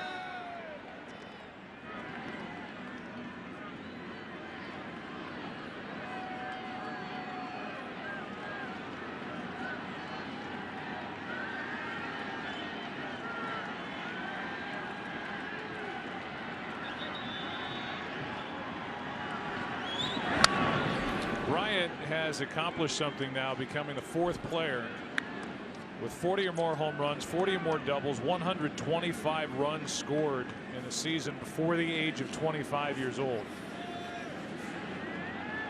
And he has joined a list with Gehrig, Klein, and Pujols. Pretty good list. Yeah. He's starting to time that fastball too. McAllister might want to think about throwing a wrinkle here soon. He just did. And that's strikeout number 2. 1 out here in the 5th. This week, the NFL on Fox kicks off at a special time. The Redskins battle the Bengals live from London. And the Seahawks square off with the Saints in America's Game of the Week. Tom Brenneman, Troy Aikman, Aaron Andrews will bring you the Packers and the Falcons from Atlanta. It all begins Sunday at 9 Eastern, only on Fox. I thought you were going to do it. I thought you were going to read the second line there. The Detroit Lions take on the Houston Texans this week. Wow, does that feel good? The NFL and the red-hot Detroit Lions. And Matthew Stafford, who snatched a victory from defeat against the Redskins last week. Playing great. He's got them over 500 now. The tease area. Teasing. Here's a 1-0. Look out. Wow. My goodness, I can't even look down there, neither can Rizzo. Thank God nobody was hit with that. Rizzo just hung his head. That jars some players. Oh, he didn't want to look, and he's shaking his head. Nobody happier in this park that everybody's okay over there.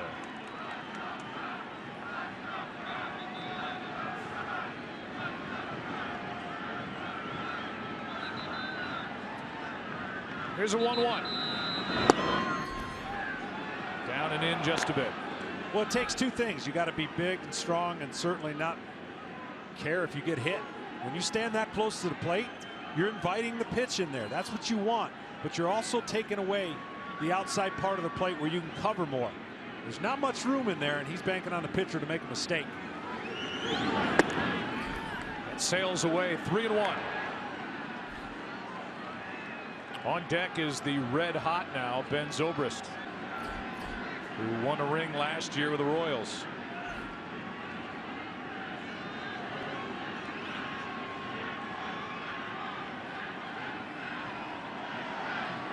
Danger pitch coming to Rizzo. I'll give you a game summary. You're just joining us. After Rizzo does something here with one out.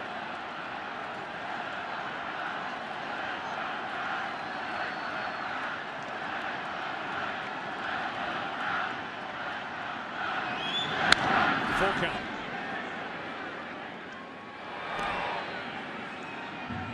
Indians have been playing in this ballpark since 1994. And they've actually taken seats out of the stadium. It's made it much more intimate. They put that big board out in left. That's one continuous screen. The biggest in baseball. 3-2. You know how I can tell? It's the way my brain works. I think of how many buses can you park on that screen? And your answer is? A lot. 150? 150 buses. At least. Really? I'm gonna take the under on it. Be surprised. 3 balls, 2 strikes. Rizzo gets under it. Pops it foul. Back behind the plate. Perez out of room.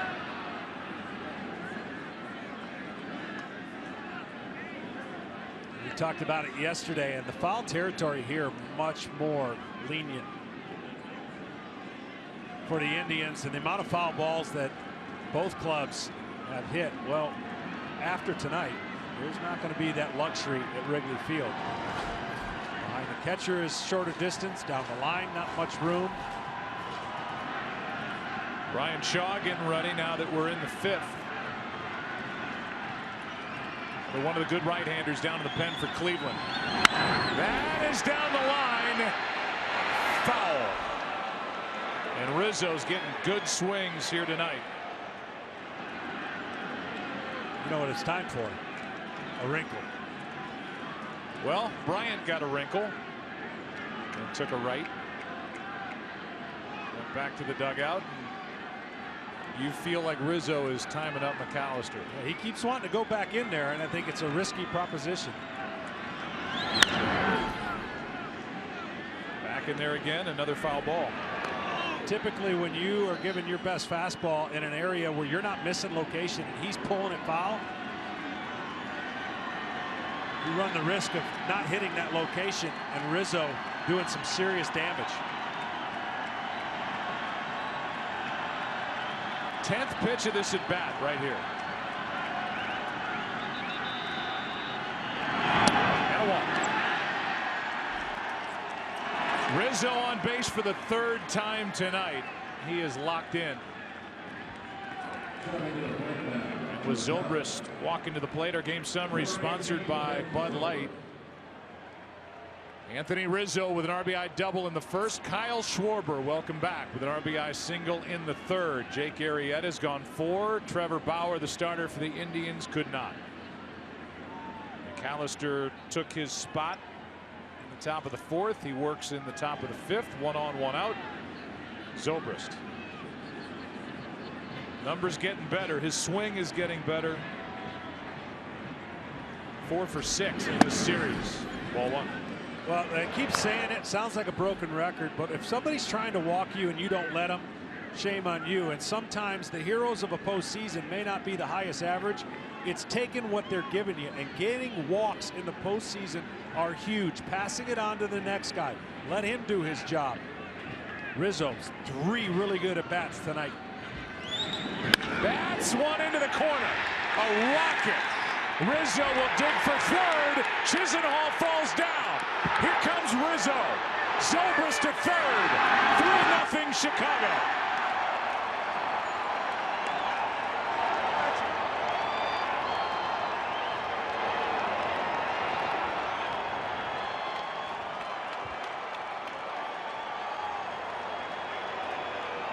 RBI triple for Ben Zobrist, the hottest hitter on either team. A bullet down into right. That's what I'm talking about. Pass it on to the next guy, and that's exactly what Zobrist did. He took advantage. Rizzo got a great walk and got rewarded with a run scored. So crisp coming off his bat, and then Chisenhall went down, and that allowed Rizzo to score from 1st. Francona comes to get the baseball. Cubs lead 3-0. Have a runner at 3rd, 1 out. Shaw coming in.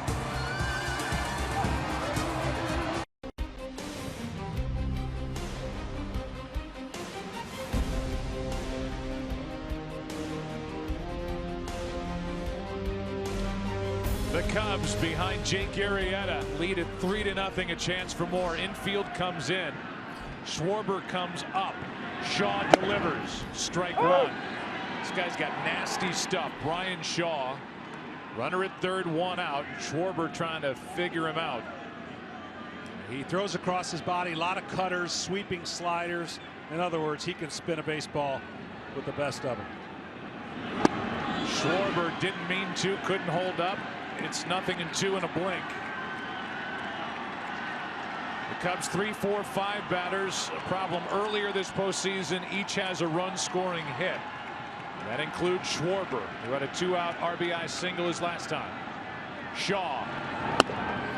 Schwarber laid off the pitch. Did a good job to do that. 1-2.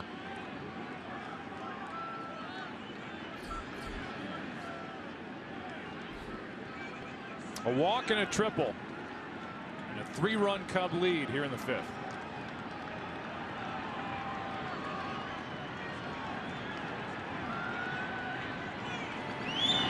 Schwarber with another base hit. Cubs up 4-0 here in the 5th inning, and Schwarber's knocked home 2.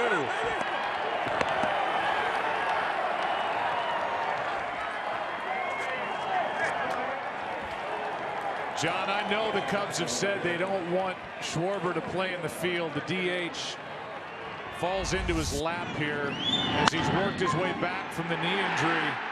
But they've got a hole in the outfield when this series returns to Chicago.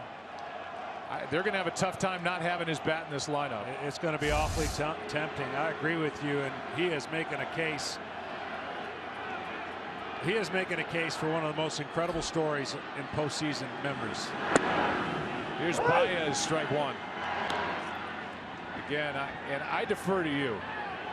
You're in the Hall of Fame. He played a long time in the big leagues, but this kid, who's in his 2nd year, had 5 plate appearances. had a terrible knee injury, tore 2 ligaments, and here he is. Good swing by Baez. Last night he doubles when a few Cub hitters could figure out Kluber, almost hit the ball out of the park. And tonight, his last 2 at-bats, RBI singles. It's remarkable. It is remarkable. His IQ is remarkable, his athleticism is, but it's his heartbeat. Because the adrenaline just alone would kick in and get you more aggressive, trying to make something happen. And trusting, John, trusting the knee. You know, I mean, it's his back knee. And we said to him before the game, do you think about it? Does it bother you? Does it hurt? Is it at least on your mind? He's like, no. What do you mean? No, I'm fine. He must have been a good patient. He must have worked really hard, as you would imagine he would. This one gets away, and down to second goes Schwarber. Let's go down to Tom Verducci. More on Kyle Schwarber. Well, it is amazing, guys. They basically condensed an entire spring training into about 3 days, in which Kyle Schwarber tracked or hit against about 1,300 pitches in 3 days. Now, that's off of pitching machines. They brought in Class A pitchers. They also had coaches pitching to him. One of the coaches pitching to him is Larry Day. Larry Day is a coach in the Cleveland Indians system. It's an Indians coach getting Kyle Schwarber ready for this World Series against the Indians. These are melded together teams out in Arizona. That's why. It's just shocking. He's at second. Schwarber 1 out. And Baez hits it off the end of the bat, foul into right.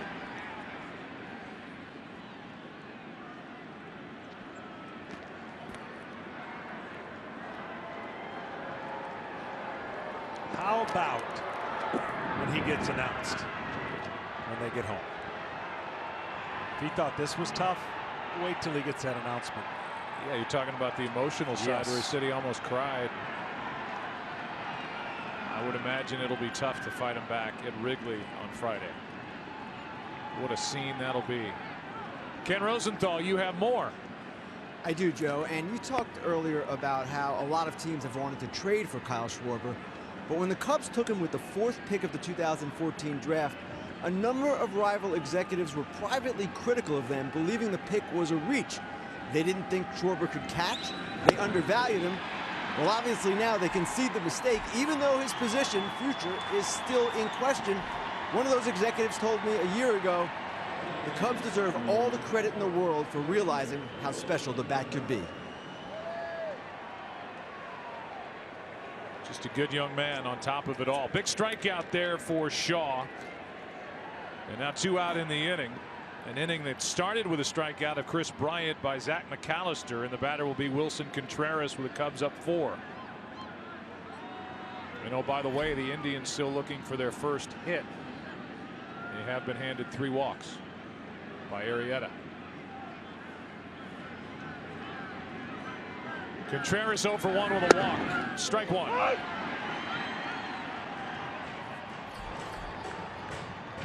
Now Danny Salazar, who's had to work his way back into shape. Forearm muscle was strained, and he's finally going to get a taste of the postseason. The 0-1 to the right side. Kipnis, a juggle, and he's safe. Contreras hustling, beat it. And all that energy we talk about with Wilson Contreras, he didn't take anything for granted. And that's the first error by a Cleveland Indians fielder this postseason. And you're right, he didn't take anything for granted. He was busting it down to first, and that little bobble without hesitation from the box allowed Contreras to keep the inning going. Just an in-between hop right there, and not being able to pick it up the very first time he missed it. Now first and third with 2 down for Jorge Soler. Strike 1.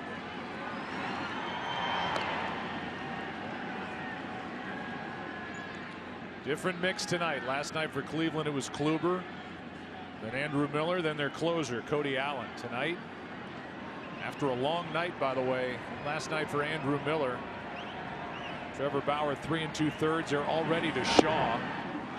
This game is only in the 5th. They don't have Andrew Miller for much. 1 or 2 hitters, according to Terry Francona before the game, but available.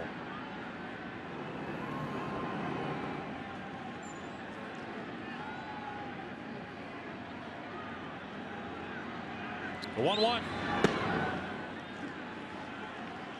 Here's Contreras going down the line. Well, there's the new style of the pants that go below the spikes.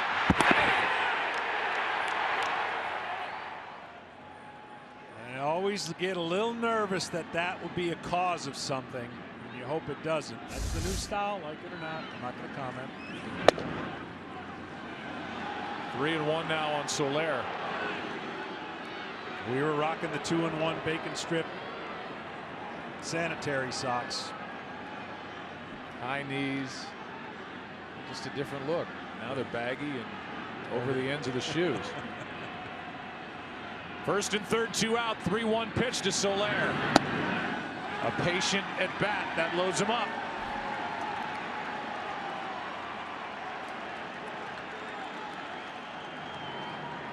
The batter will be Addison Russell, the 9th place hitter who singled his last time up.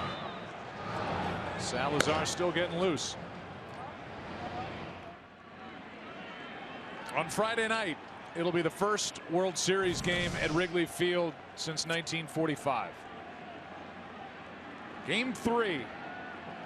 Coverage starts with a pregame show on FS1 at 7 Eastern. Then Game 3 is on Fox at 7:30 Eastern, or watch it all live on Fox Sports Go. Josh Tomlin been so good this postseason against Kyle Hendricks, who we visited with earlier in the game and who was incredible in Game 6. Matched up against the Dodgers. Went 7 1/3, no runs on 2 hits.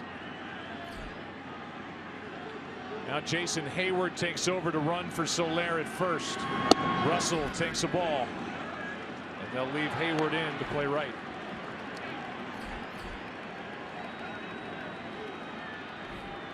Russell, since flying out, you could just see a little bit more confidence, even in his takes. Those were pitches he was expanding the zone, trying to make something happen. You let the ball travel, you don't jump out at the pitcher. Easier said than done, especially in these big moments. Cubs trying to take advantage of the error by Kipnis.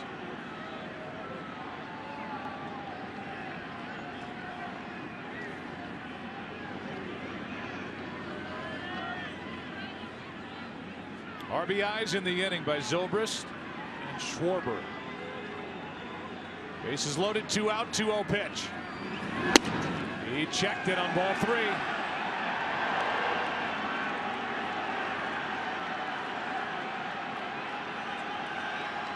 are nasty cutters on the outside part of the plate. That time he's trying to go in. Perez trying to get him more over the middle of the plate with a front door cutter. What's he doing on 3-0? He's walking, and it's 5-0 Chicago in the 5th.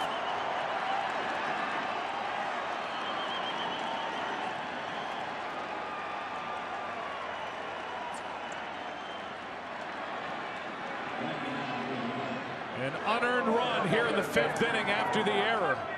And a nice welcome back to the dugout for Schwarber, who's driven in 2 of the 5. Cubs trying to bust it open here in the 5th inning. Here's Fowler, 9th man to bat in the inning. Shaw catches the outside corner. Well, as good as this is for the Cubs and the 3 runs, Arrieta's been waiting about 25 minutes. So whenever you wait that long, you know you're benefiting somehow, and the team's getting you some runs. Late swing and a miss by Fowler, strike 2.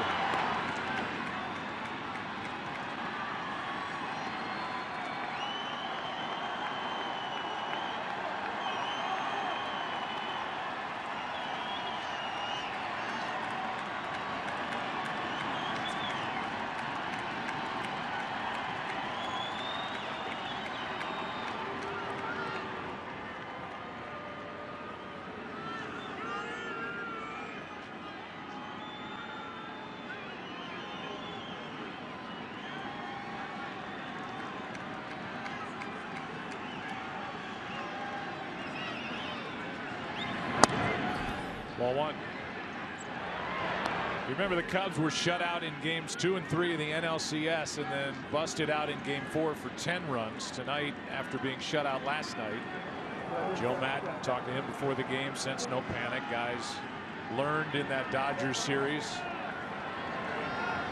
They busted out for 5 tonight, and the inning is over. A big inning for Chicago, a 3-run fifth for Arrieta, who leads 5-0 in game 2.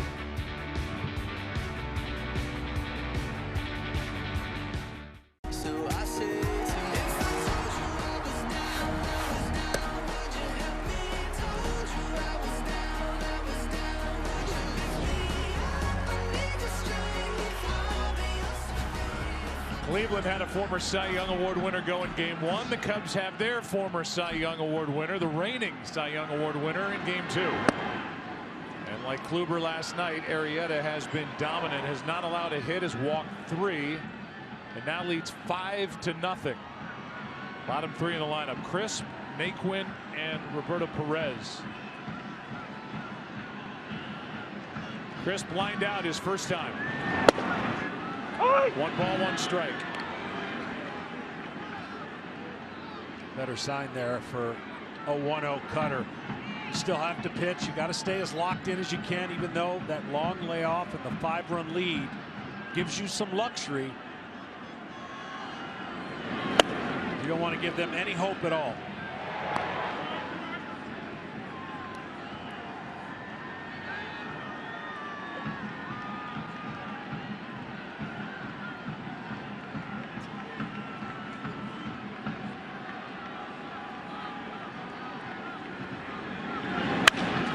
In the air to left.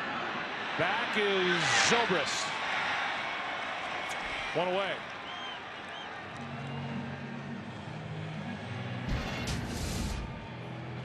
In-game box score brought to you by T-Mobile One. And nothing but zeros in that left column. The walks, 2 in the first inning, 1 in the 4th inning. That's it. Leadoff man is gone here in the 5th inning. Naquin will be the hitter.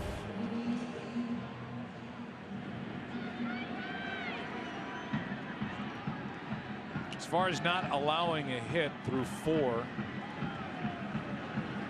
in World Series play, as Naquin takes a strike. The last time it's happened in the World Series, Randy Johnson in 2001, game 2 out in Arizona against the Yankees. Last time it happened in an AL park. Here's the 0-1 to Naquin.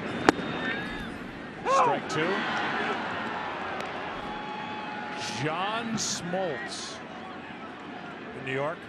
1996 game 1 at the Yankees, went 4 2/3 before a Wade Boggs double. Wade Boggs, slap hitter. Here's the 0-2 with 1 out, nobody on. Tyler Naquin takes the ball. Only 54 buses can fit on that screen. So you win, sir. Under 150. Yeah, CJ could not possibly be wrong with that math.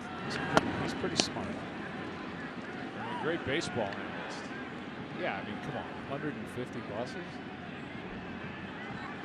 It's a big board. It is a big board. Tyler Naquin waits for a 2-2 and strikes out. That's number 6 for Jake Arrieta. If you're a Cubs fan, and obviously if you're a teammate, this is what you're hoping for. This is a guy, along with John Lester and certainly Kyle Hendricks, they have shut down hitters all year. It is hard to get hits off these guys. And the one Achilles heel is when they do get on base, then you can take advantage of it, as we've documented in the first 2 games. But his 4-seamer is as good as most people. His 2-seamer moves all over the place. Cutter, slider, curveball. Barely have enough fingers. Roberto Perez. And he's just been wild enough that these Indians hitters have not been able to settle in on anything. Yeah, exactly. And, you know, he has those moments, and he's done a fairly good job, exception of inning number 1, 2 walks.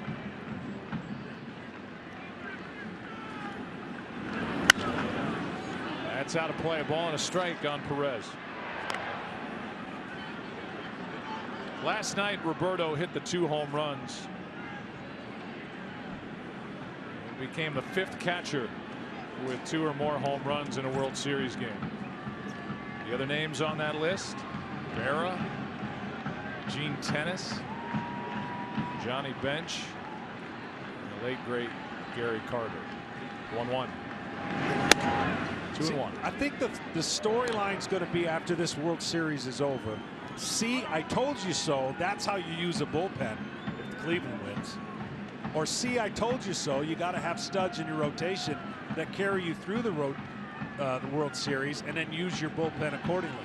One of those storylines is going to make its way to the winner's circle. There's a 2-1. That's in the air to left.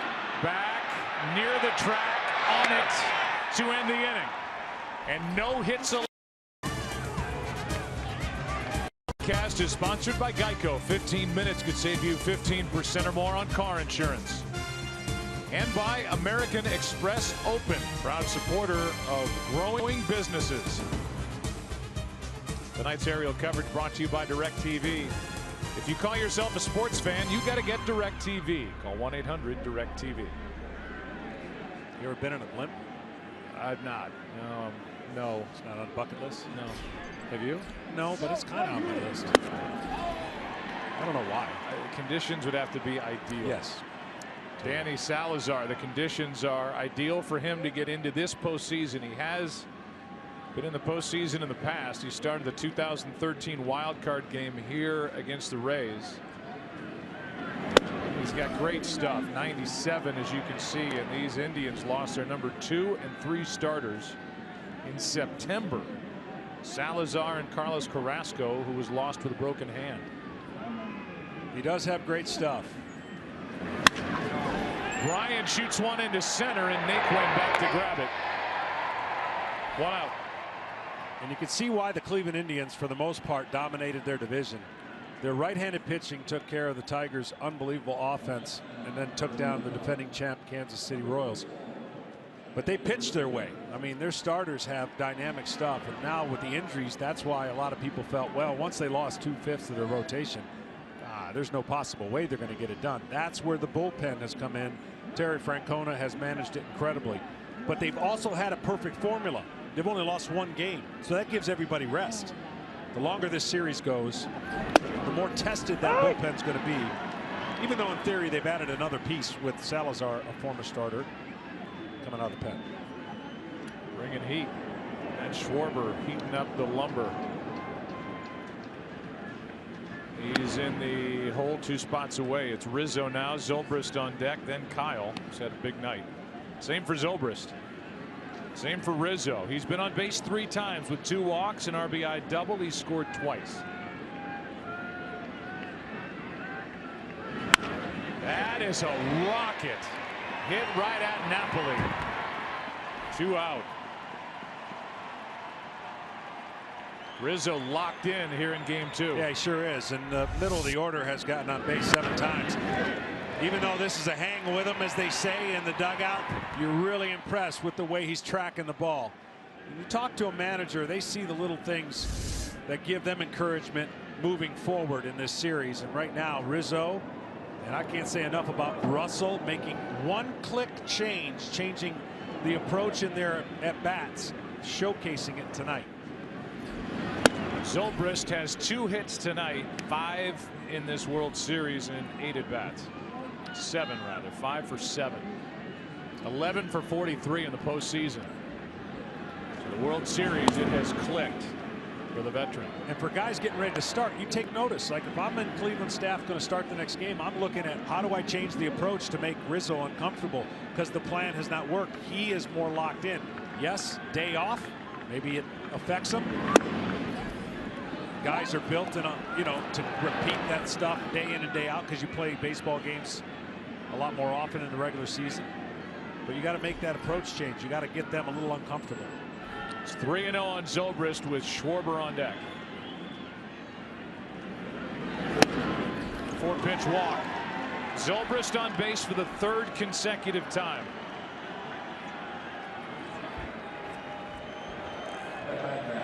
6 walks handed to the Cubs tonight by the Indians. And here are the 2 hits for Schwarber. 2-out RBI hit into right center field. His 2nd time up tonight. And then a ground ball up the middle for an RBI single, and he scored a run in the 5th.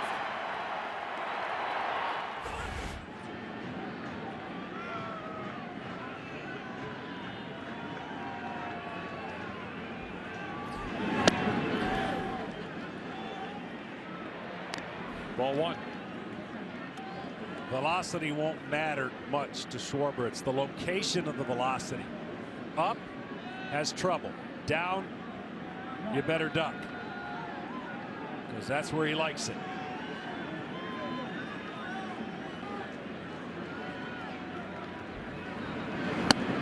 Down and in. 2-0. Salazar is 26, went 11-6 this year in 25 starts. Coming out of the bullpen, he has been a starter in the big leagues. But he gets a chance here tonight. Was an all-star this year. Did not pitch in the game in San Diego. The 2-0. 3-0, and that's 7 straight that have missed from the right-hander.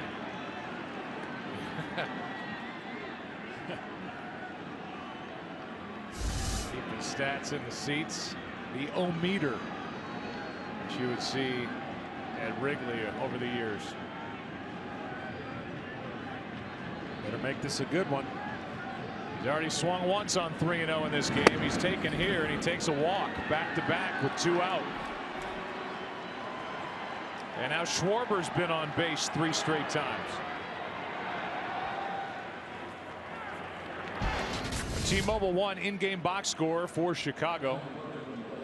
Bryant with that first inning hit scored a run. Rizzo drove him home. Zobrist 2 hits. Schwarber 2 hits and now a walk. Baez a hit, and Russell an RBI base hit that scored an unearned run on Brian Shaw in the 5th. Now to talk is pitching coach Mickey Callaway.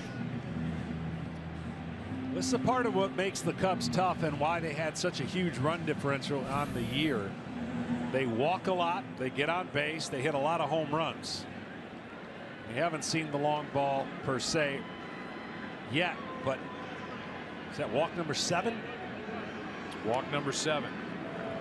That's how they make life tough for pitchers. Just waiting to pounce on a mistake. Baez 1 for 3 with a pair of strikeouts.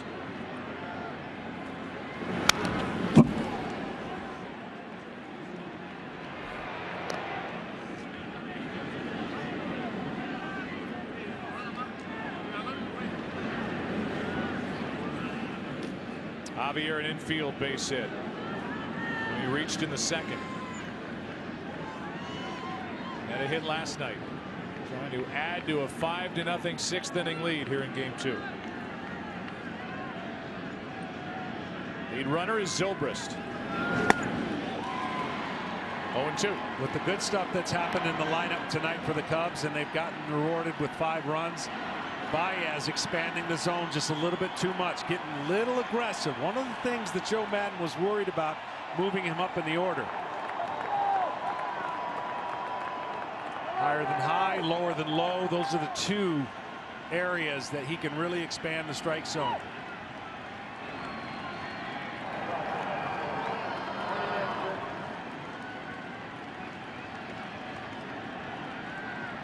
The 0-2 from Salazar.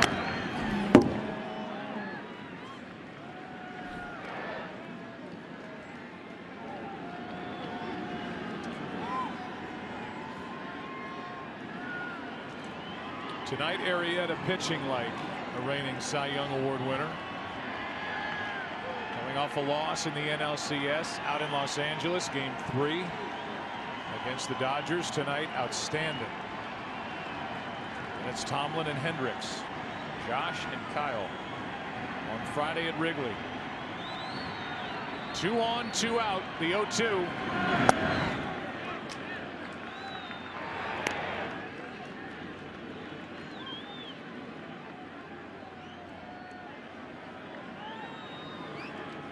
Perhaps your usual time in between innings. Jake trying to do whatever he can. There's been some long innings in between his time on the mound. As long as he keeps his short, he doesn't care really how much he spends in that dugout.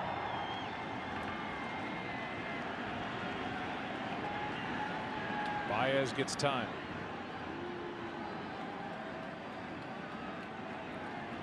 Indians pitching had put up 18 straight scoreless innings through last night, going back to the ALCS, a shutout win over Toronto in Game 5. The Cubs got a run in the first, one in the third, three in the fifth. And have a chance with 2 on, 2 out here in the sixth. They've created a lot of stress with 2 outs for the Indians.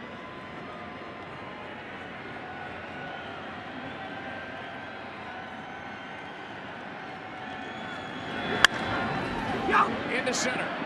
Naquin is coming to get it. Inning over. Bottom of the 6th inning rolls in. Top of the order for Cleveland. As they come to the plate, they trail in Game 2 by 5.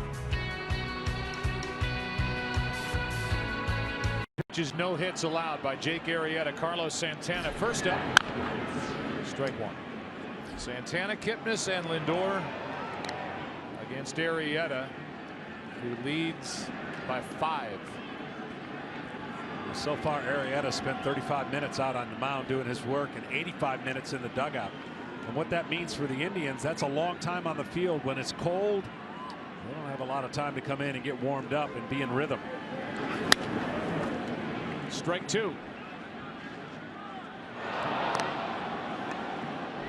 When Jake Arrieta throws strikes, he's as good as any #1 starter in the game. And he did get around the 2 walks in the first inning, the 2-out walk in the 4th. But his stuff is just electric.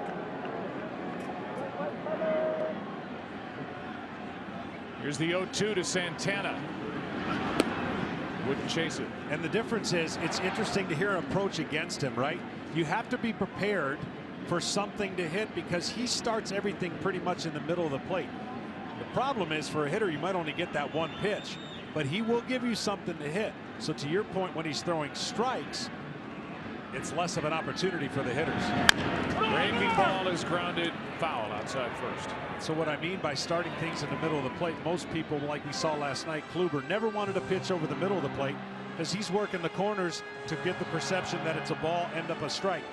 He wants Arrieta to start, because he has such great movement, the middle of the plate going in with his cutters or sliders, middle of the plate going away with his sinkers.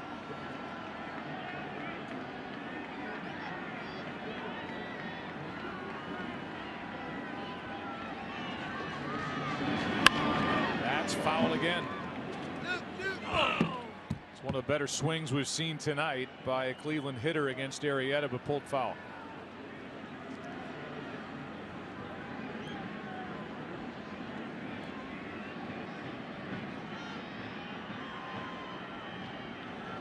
Chris Bosio, the pitching coach, on the right.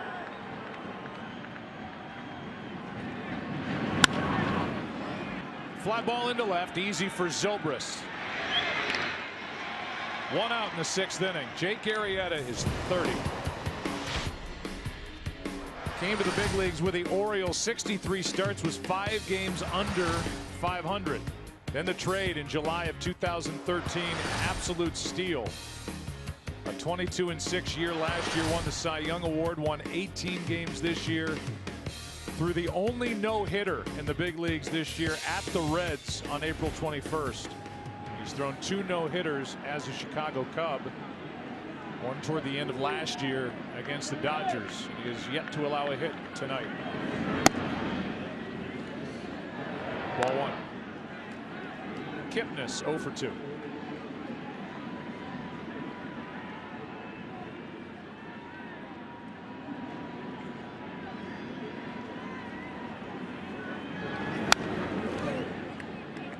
He has all the quadrants. I mean, that's what makes him so special. The quadrants I'm talking about: in, up, down, in, and away.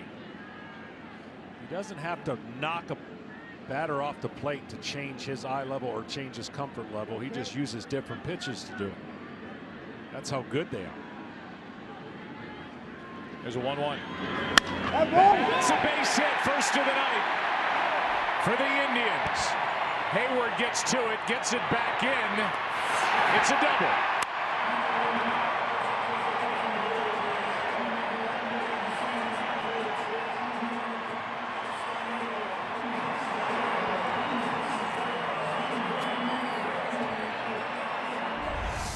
Cutter location, missed it badly. Middle of the plate is what I was talking about. I'm talking to some of the hitters. You just got to be prepared for when he makes a mistake, make the most of it. Kipnis did that, and his hustle, even with the bad ankle, got him to second base. And in a weird way, this alleviates the pressure for Joe Maddon because he's up there in pitches already. I don't know if he would have given him a legitimate chance to pitch at 120 to 130, but nonetheless, sixth inning, 88 pitches. You're talking about with regard to a no-hitter. Yes. That's yes. over. And we'll keep an eye on the Cubs bullpen. Pitch number 89 to Lindor. A strike after the double by Kipnis for Jason, his first hit of this World Series. And there's Bosio talking to the bullpen.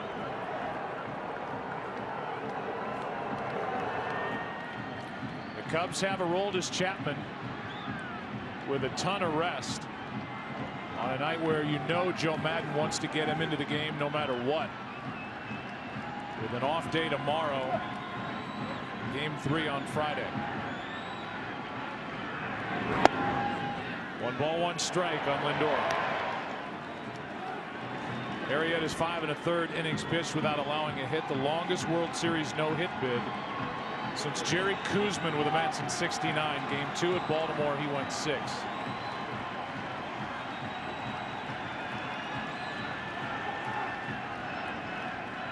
(1-1) to Lindor.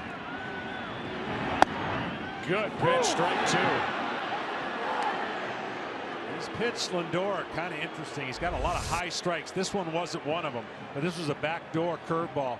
You see where it ends up, but the top of the zone. He's actually made some mistakes to Lindor and gotten away with them for strikes.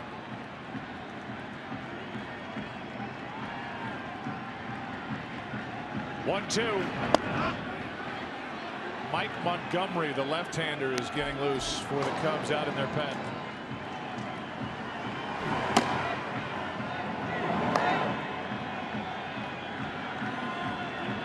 Cleveland trying to jump back in it, down by 5.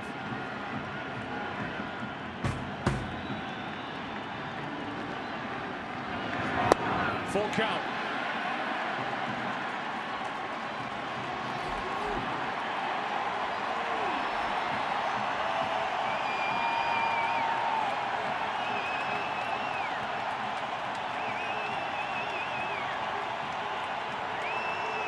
Contreras sprints out to talk to Arrieta. Lindor tonight struck out his last time, walked his first time, was 3 for 4 last night. 300 hitter during the regular season, hit 15 home runs. The 3-2. Chop to the right side. Baez. 2 out. Over to third goes Kipnis. But now the Cubs are counting outs, and that's a big one with Lindor at the plate and the home run threat of Napoli coming up next. It just keeps him guessing enough. Not the best of 3-2 pitches, but you're not sure as a hitter. Lindor just catches the top half of that ball. That's another hanging pitch over the middle of the plate. The spin is actually, as a hitter, you're anticipating that ball's supposed to break, and it actually spins and goes the other way, stays straight. Runner at third, 2 out, Napoli. Oh, 1 and a scoop by Contreras, and then down into a sliding position. He's like Tony Pena back there. Yeah, this is a great stop. Jake's been known to throw some wild pitches, so as a catcher, you've got to be prepared when he's throwing a breaking ball to do whatever you can to smother it. Here's a 1-0 pitch. This one gets away, and the Indians are on the board. 5-1.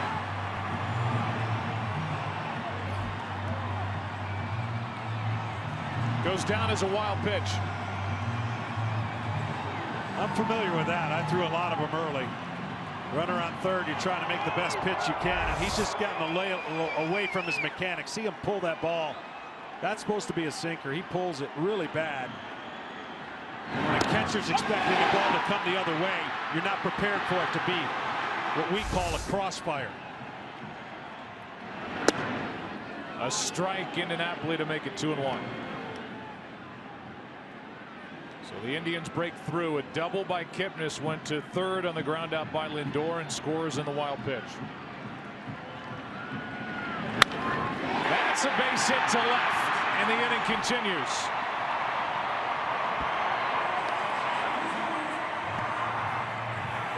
Napoli's first knock of this World Series.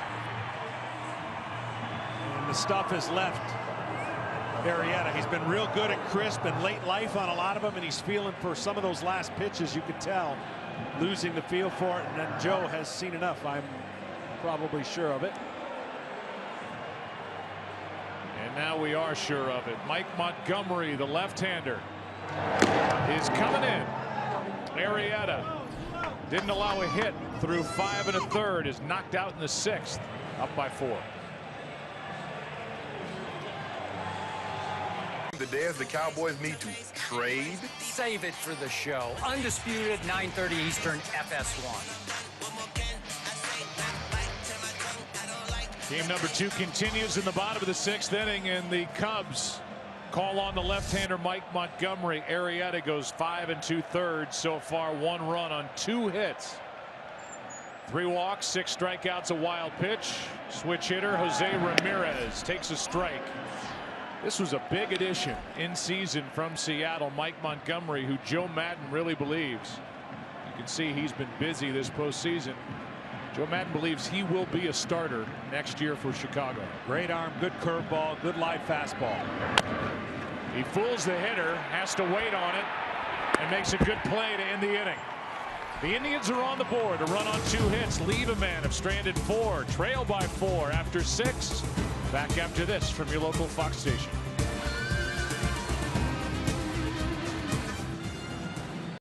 Coming to the plate, leading by 4 and dealing with another right-hander, Jeff Manship. From Bauer to McAllister to Shaw, Salazar went 1 inning, walked 2, but he's welcomed back to the active roster. Here's Manship. Deals a strike to Wilson Contreras. He'll be followed by Jason Hayward and Addison Russell. Cubs trying to even this series and make it a best of 5. With home field advantage shifting to Chicago with 3 to come in Chicago, 2 if necessary in Cleveland. Strike 2.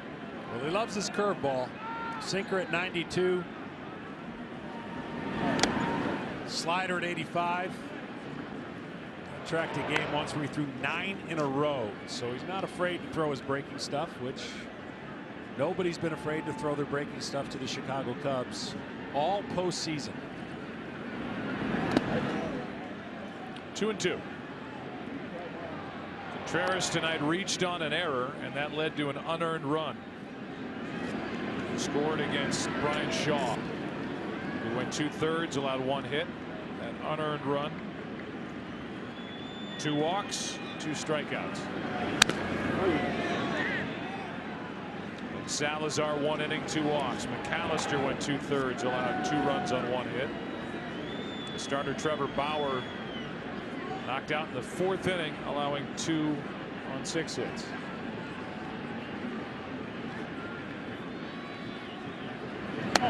Full count.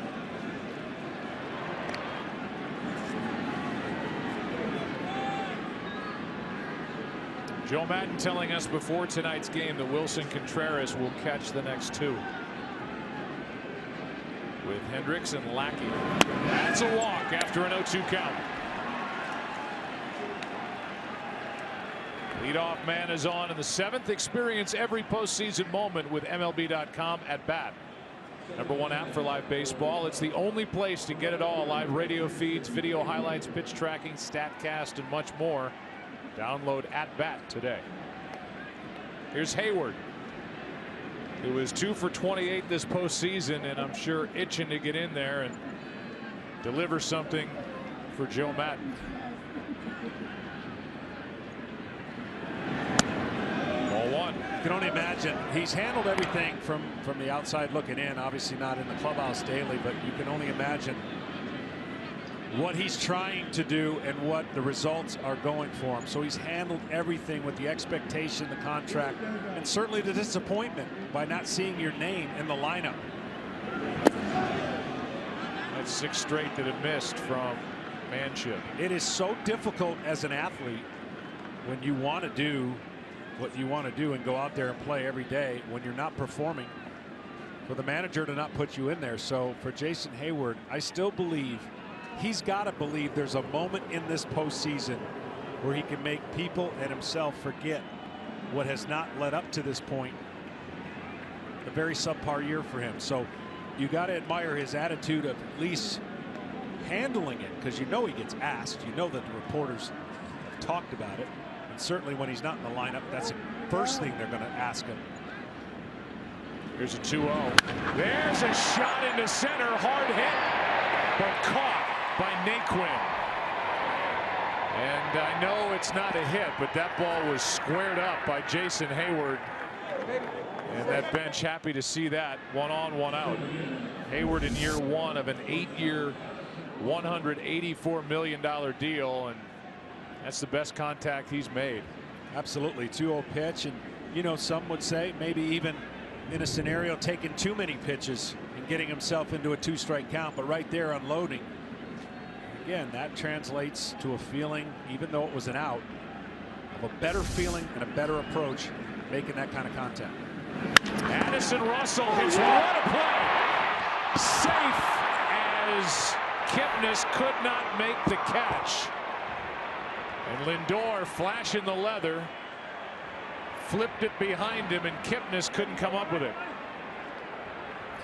But another good at bat from Russell, all leading to that first at bat. Squares it up. Lindor with the backhand, and you could tell right there Kipnis was trying to not only catch it but get ready to turn 2. That ball was hit so hard.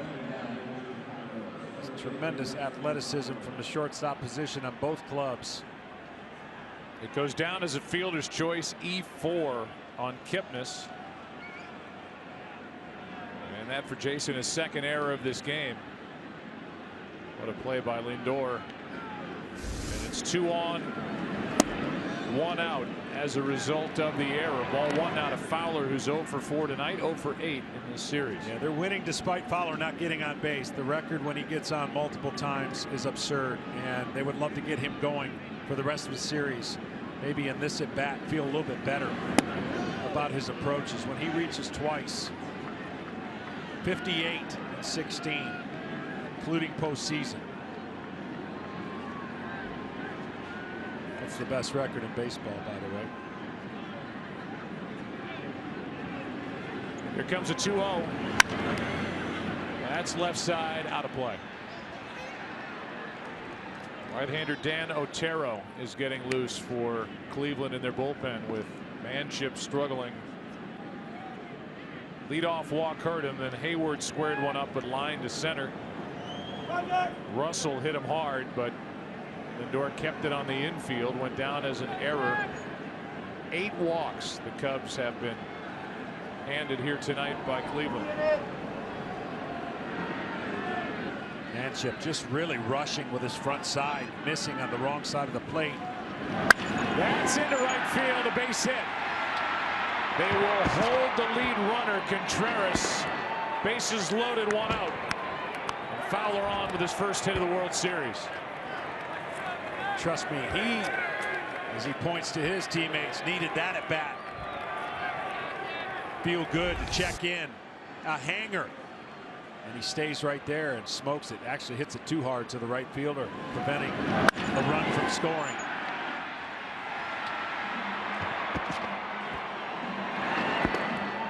here, Wilson Contreras, the lead man. Little hesitation. Gary Jones held him up.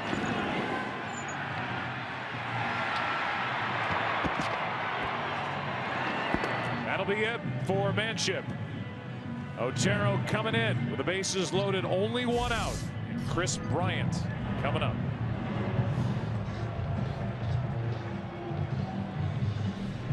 Chance to blow it wide open. They lead by 4, have the bases loaded, one out, and Chris Bryant at the plate against Dan Otero.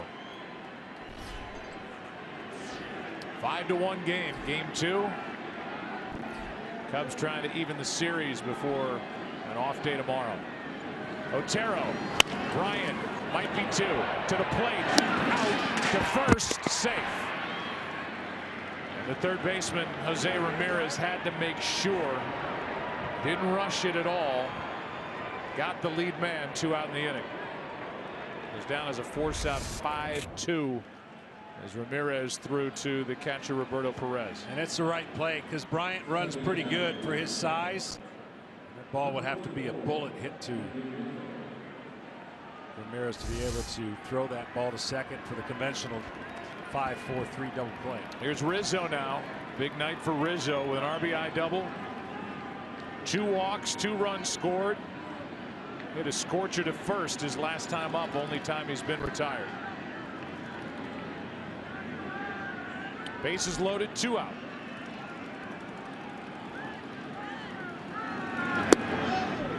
Ball 1. Carl Edwards Jr. getting loose at the bottom of the inning after the 7th inning stretch. 6, 7, 8 hitters. Chisenhall, Crisp, and Naquin.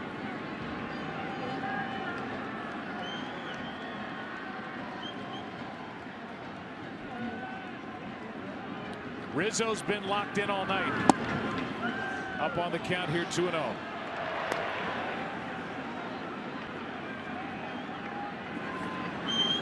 Otero loves to run the ball in, which you saw earlier to a right-handed hitter.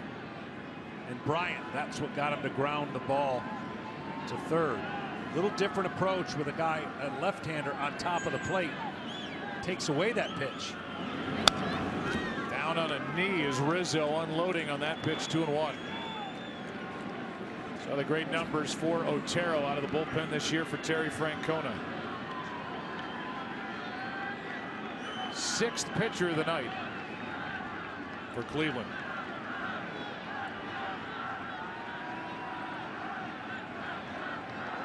Rizzo. Strike 2. Rizzo just missing those last 2. Not much to it. 91, a little different arm angle, a little bit of a slider and changeup. Otero will throw in.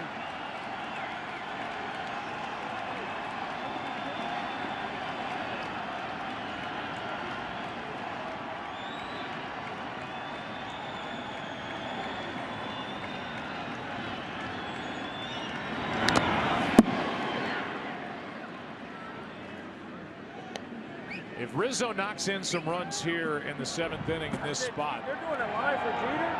the drama left in this game may be, Might be able to get him back. if you get this game in before the rain hits Cleveland, because there is rain headed this way. This chilly night.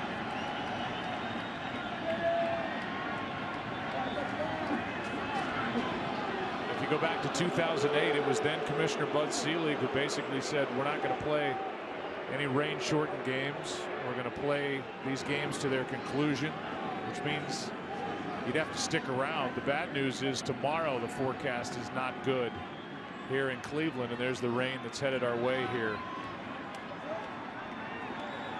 10:14 on the scoreboard clock. Remember, we started this game an hour earlier than originally scheduled. Rizzo into left. That ball will carry to Crisp, and the inning is over. Good job by Dan Otero to avoid any more damage. Time to stretch.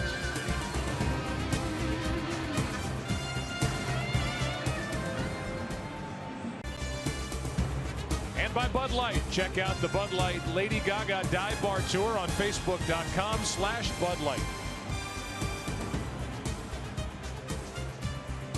Tonight's aerial coverage brought to you by DirecTV. If you call yourself a sports fan, you've got to get DirecTV. Call 1-800-DirecTV. Rajai Davis will come off the bench and bat for Lonnie Chisenhall to lead off the 7th inning against Mike Montgomery. Good eye. Fastball misses high, ball 1.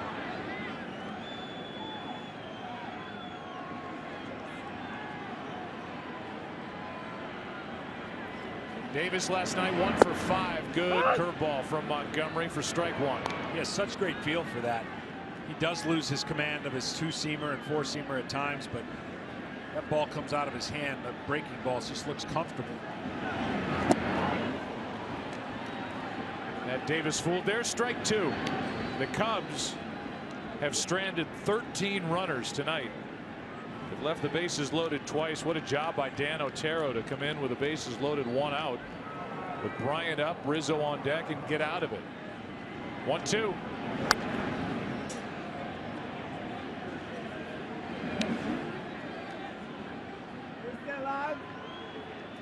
There's guys on the Indians, I'm sure, when the spring training started, could never envision being in the position they are. Some guys got hurt, some guys got suspended, changed the environment, players get a chance. Left side, Bryant, that's a foul ball.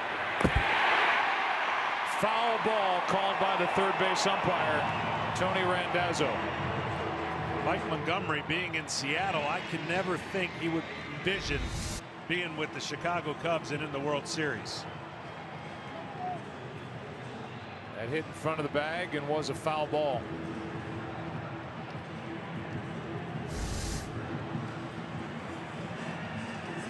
And the next hitter, Coco Crisp, is already digging in, and the home umpire whispers in Coco's ear, that was foul. The other guy's coming back to hit. Crisp thought it was a leadoff hit. Instead, it's a 1-2 count.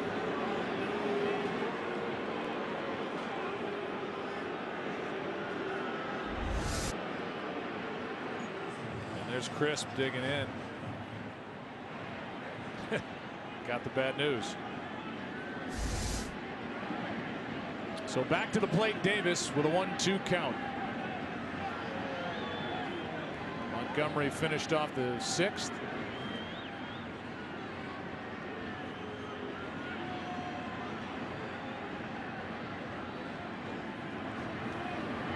And starts the 7th with a strikeout. Ken Rosenthal is with us, and to piggyback on what John Smoltz was saying, Kenny, Mike Montgomery was shocked when he got traded. He sure was. He wasn't sure he wanted to be traded to the Cubs, and then when it happened, he had mixed emotions. And the reason for that, Joe, is that he was just starting to settle in as a major leaguer, finally establishing himself in Seattle. He learned about the trade when a teammate, Taijuan Walker, summoned him to the clubhouse, showed him a tweet reporting that it was happening. At first, Montgomery didn't believe it, but eventually he got the official news, and then another teammate, Nate Carnes, told him, "Monty, cool, we'll get to watch you in the postseason now." And they've watched a lot of him. He's become the top left-handed option out of the bullpen, not named Aroldis Chapman for Joe Maddon. Count 1-1 strike on Coco Crisp.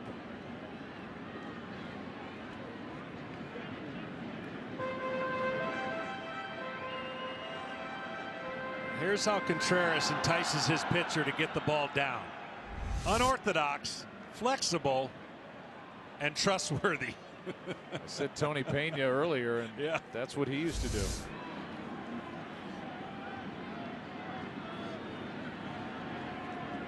One and one on Crisp with 1 out, nobody on. He's got an excited pitcher ready to go and beating him to the punch, trying to slow him down just a tad.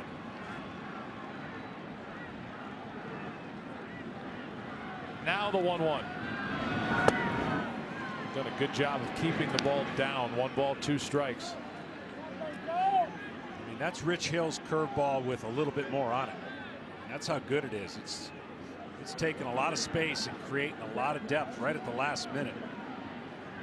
Doesn't need to throw that pitch for strike. He gives the hitter illusion it's going to be a strike.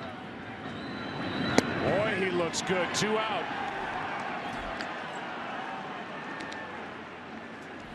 Just one of those deals that came along. Everybody was waiting for the big hitter from Theo Epstein, and was it going to be Andrew Miller? Was it going to be Aroldis Chapman? And oh, by the way, we just added a left-hander that has bounced around.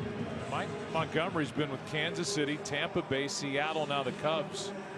And for a guy with this kind of stuff, that tells you that he's got to get things together, and it looks like it's really rounding into shape here with Chicago. Yeah, for some guys, you never know when it's going to click. And third time around, maybe the ability to repeat that delivery and that weapon of a curveball, but it boils down to the fastball. Brandon Guyer off the bench to pinch hit for Naquin.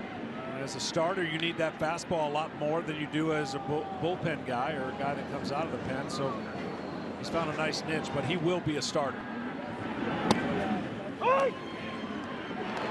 Brandon Guyer last night went 0 for 2. He got the start. Kansas City to Tampa Bay. Seattle. Now the Cubs.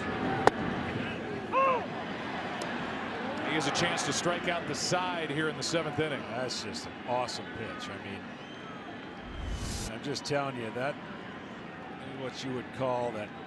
Some say the knuckle curveball, but he's got that index finger up, creating a torque and spin. Starting it over the mask of the catcher and breaking it down to his right or left shin guard. When you think about the potential here with Montgomery as a starter for Chicago, they have Arrieta locked up for 1 more year. They have Jason Hamill, who hasn't been active in any of the rounds of the playoffs. He had a career high 15-win season with an ERA of 3.83 and 30 starts, and he's just hanging around. So an embarrassment of riches in the rotation for Chicago. Count now 2-2. You can see those two were not agreeing. Contreras wanted something different, came out. Montgomery was committed on something else, so a little irritated just briefly. With 2 out, Guyer lines one into center, a base hit.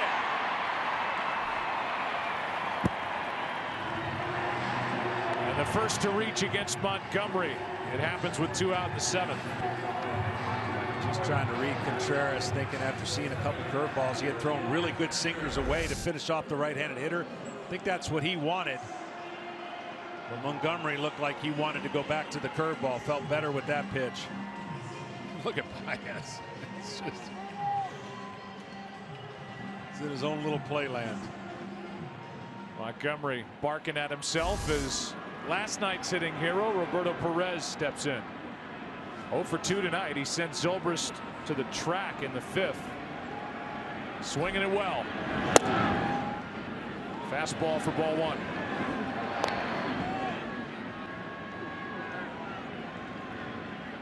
Struck out against Arrieta in the 3rd, fly to left in the 5th. Arrieta terrific tonight. Montgomery is picked him up. That's going to get away as Contreras pops up, and down to second is Guyer.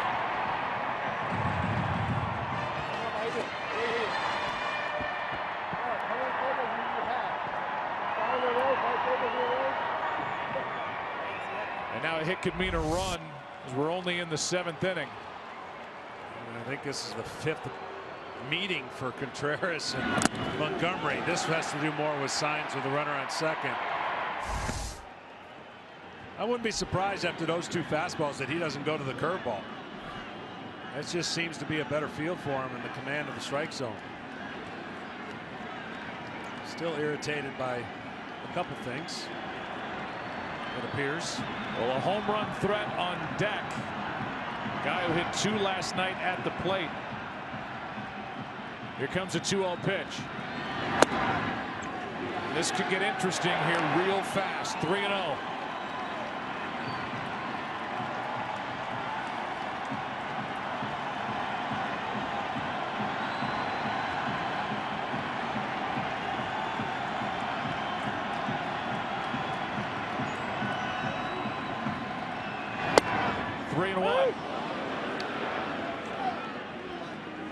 How's this for Roberto Perez? Last night he caught a shutout and hit 2 home runs. These are the only 2 in World Series history to do that. Yogi Berra, World Series Game 7, 56, 1956, and Roberto last night. 3-1. That's a walk. And it's 2 on with 2 out. And Santana coming up.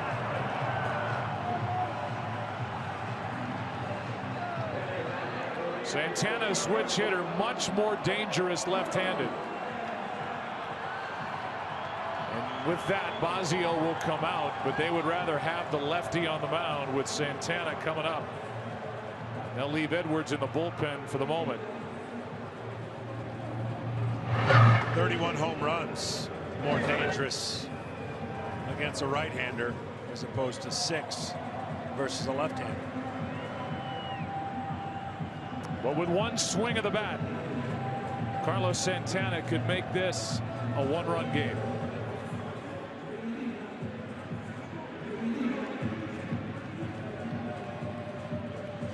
One thing that Montgomery's got going for him is Carlos Santana does not particularly like a curveball from a left-hander, at least not average-wise.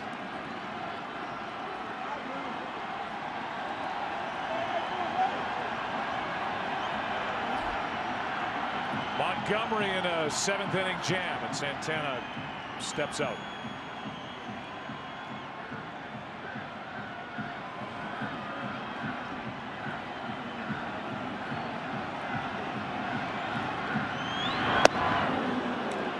Santana was trying to lose one there, and on a changeup out in front. What a great pitch.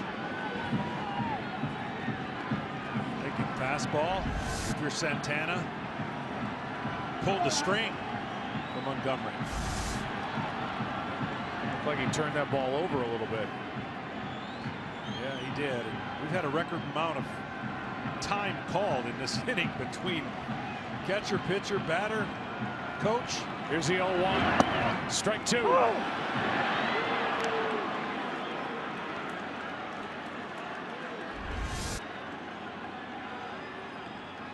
Just try to bite a little bit more off with another one on 0-2. Go right back down towards his back foot. Get the decision right now.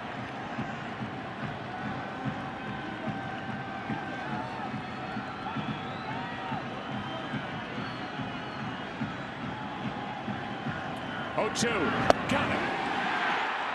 Montgomery strikes out the side in the 7th inning. Strands 2. Keeps the Chicago lead at 4 as we go to the 8th inning of Game 2.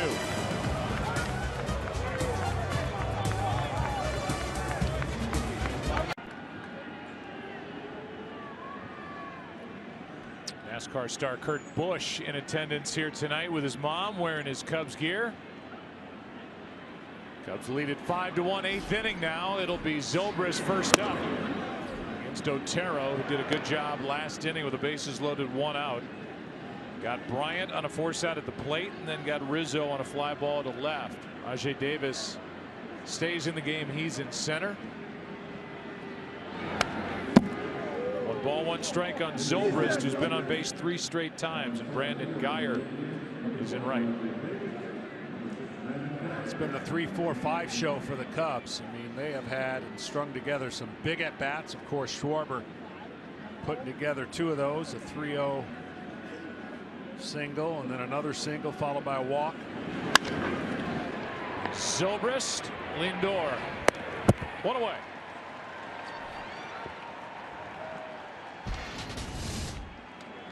Part of the order tonight for the Cubs.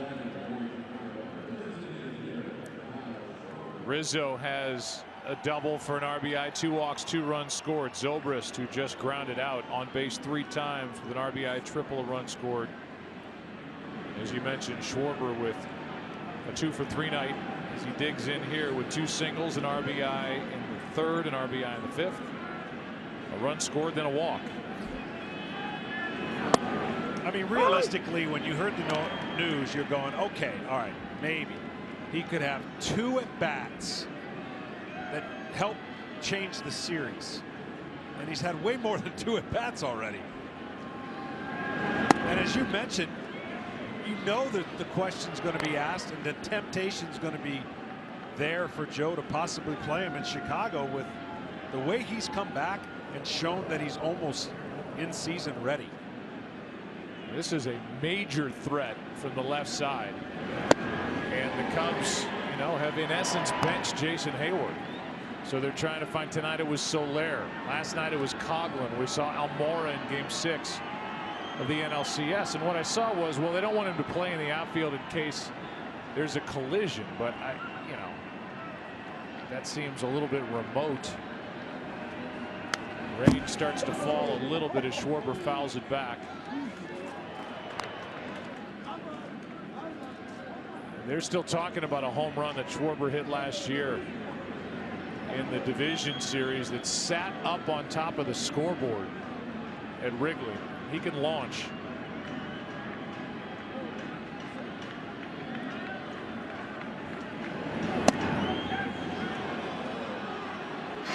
It looked like this. Against the left-hander Segrist of St. Louis, and it sat up there under the Budweiser sign. You definitely got to elevate if you're going to get him out. They've tried. Otero just doesn't. That's not really in his game. He likes to sink it down. They've tried to get the ball up. See the glove. 2-2. That got him looking. 2 out in the 8th.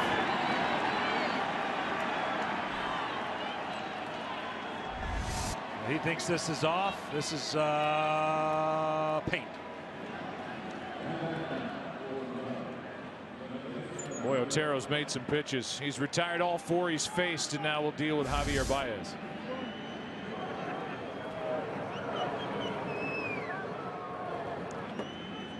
Baez has a hit. That was in his first at bat. Struck out twice since then. Flied out inside. It's a better matchup for Baez. The way Otero tries to crowd the right-handers and run it in there.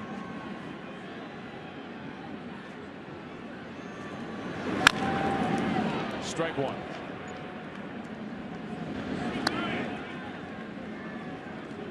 Jason Kipnis will lead it off for the Indians in the bottom of this 8th inning. And right now, it looks like Montgomery's going to go back out there.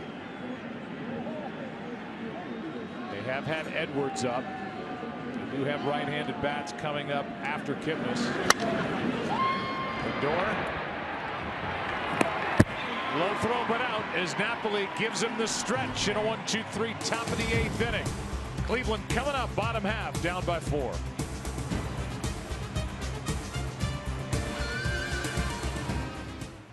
By T-Mobile, bringing you greater coverage of tonight's game. And by Taco Bell. Steal a base, steal a taco. Only at Taco Bell. Rain starts to fall. Here are the 3 finalists for the T-Mobile Unlimited Baseball Contest. Only one will win tickets to every game of the 2017 World Series. It's up to you to decide. Go to @T-Mobile on Twitter.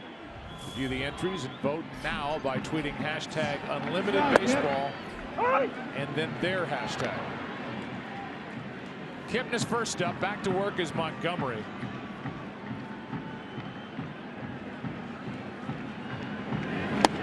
Two quick strikes. Kipnis tonight a double. He scored the only run of the night for Cleveland on a wild pitch. That was against Arrieta back in the 6th. A strikeout starts the inning. With a travel day tomorrow, the off day, a look ahead to Friday. And a matchup of Josh Tomlin, the right-hander, and Kyle Hendricks, the right-hander. On the air on FS1 at 7 Eastern, game time 7:30 Eastern. First World Series game at Wrigley Field since after the end of World War II. Man, Cub fans are tired of hearing about that. 1908 history and goats and all that stuff. They're going to be ready. Oh, they'll be ready.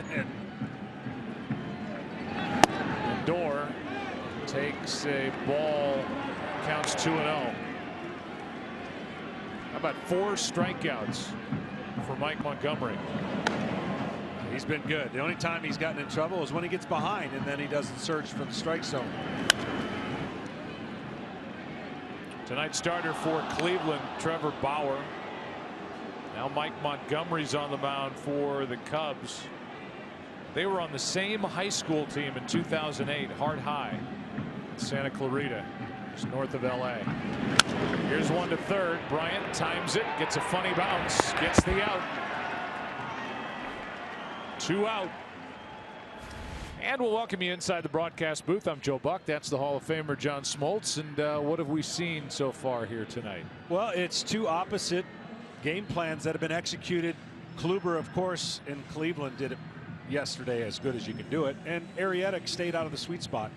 The Cubs, for them to be successful, they have to work the count. They have to get walks. We haven't seen the home run. Maybe that comes at their home park, but it's the formula that's made them so good over 103 games, and we see it disappear and then it comes back. So they won this year, 103, lost 58. Best record in the game.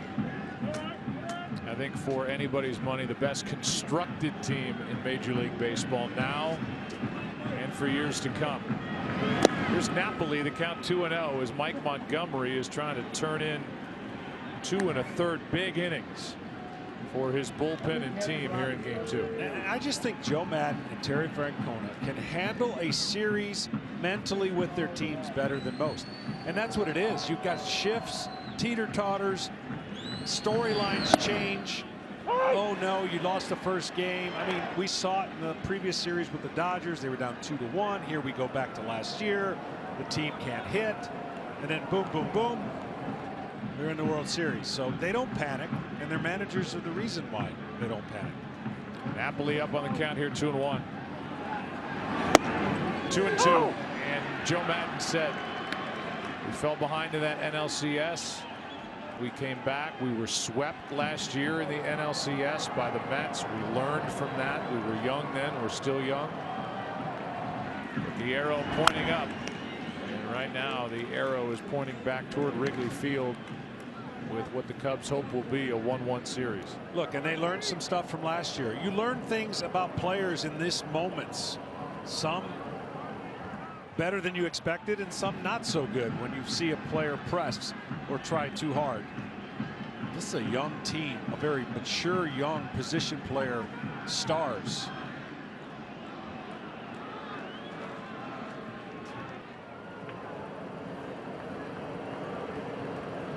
The count's 2-2 with 2 out, nobody on. And another visit to the mound by Contreras. This will have to get fixed later, but right now they're having a hard time. Ken Rosenthal is sitting on information about Kyle Schwarber. We'll try to get to him before too long. Ball 3.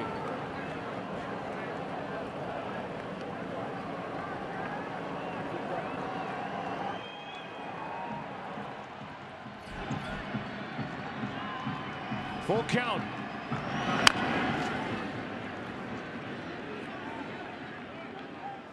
New supply baseballs for the home plate umpire Chris Guccione. You can see Mike Montgomery, even though his fastball electric is not his favorite pitch, he's made some great changeups. There was a changeup 3-2, some great curveballs in these counts, an occasional 2-seamer. Base is empty, 2 out. Napoli lines a base hit into center. 2 for his last 2. And on base for the 3rd time tonight. We'll see if Montgomery will face another hitter. The answer is no. With Jose Ramirez coming up. Heat is coming out of the bullpen. for Chicago. Chapman his name in a 5-1 game.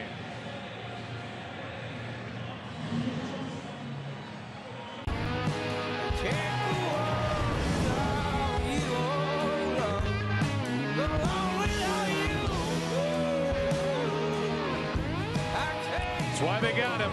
Aroldis Chapman, the crowning piece for the Chicago Cubs team, picked up in season from the Yankees. You see the numbers. He's been asked to do a lot. He's not a huge fan of coming in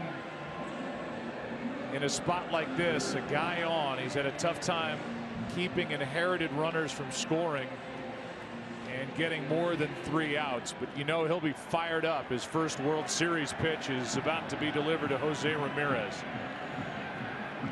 1 on, 2 out, 5-1 Chicago. Throw down to first, and Napoli gets back on ball 1.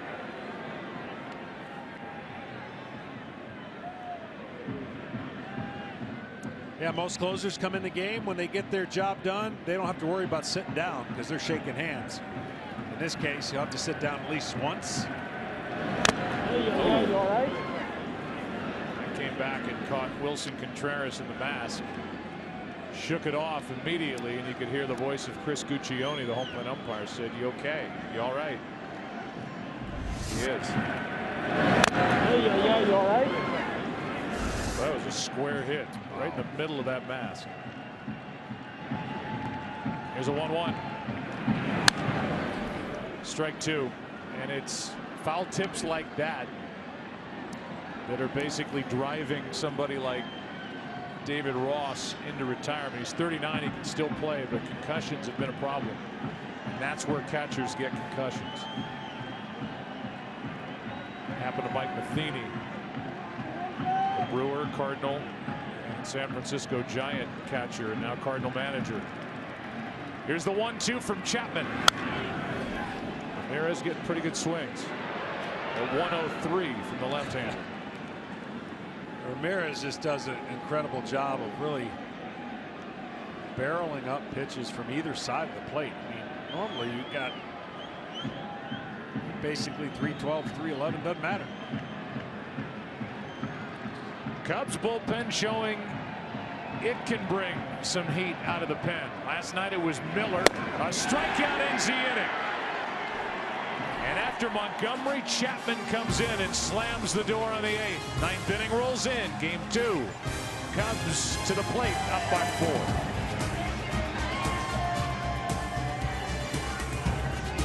4. World Series on Fox. Tonight's telecast is presented by T-Mobile One. We thank T-Mobile for their sponsorship. There's the set. They'll light that baby up tonight after the game is over. Go to work. Kevin Burkhardt and the guys. Always fun to see what they have in store for the post-game show as game number 2 goes into the 9th inning. 7th pitcher of the night for the Indians, Mike Clevinger. Fly ball into right center field, back near the track. Davis to make the catch, and Wilson Contreras has an 0-for-3 night. Definitely loves hitting a high fastball, though. Here's Clevinger, his numbers during the regular season in 17 games. Ken Rosenthal, we were talking up here in the booth that it's going to be hard for the Cubs to keep Kyle Schwarber out of the lineup even without the DH. Give us more on that situation. Well, Joe, it will be difficult, but he's been cleared to play. He's been cleared to hit. He's been cleared to run the bases. He has not been cleared to play the field. And for that to happen, the Cubs would have to go back to the doctors and get essentially a second clearance. No sure thing. Remember, Schwarber got hurt playing the outfield. You entertain a whole different variety of risks if you put him out there. 1 ball, 1 strike here on Hayward, yet a guy who can turn, run the bases, start and stop. Said it's absolutely, said last night he was looking to take extra bases. Running is no issue. I would think this is the World Series. I would think if there's any chance of him being able to play in the field, the Cubs would have a tough time not having that bat in the lineup. Hayward, 2 balls, 2 strikes. It'll be a topic of conversation, no doubt, and something for the doctors to try and clear Kyle Schwarber. Well, I'm not going to be surprised by anything ever again. I mean, I would. Ever? Anything? Hayward strikes out, 2 down. And with the bases empty, the batter will be Addison Russell.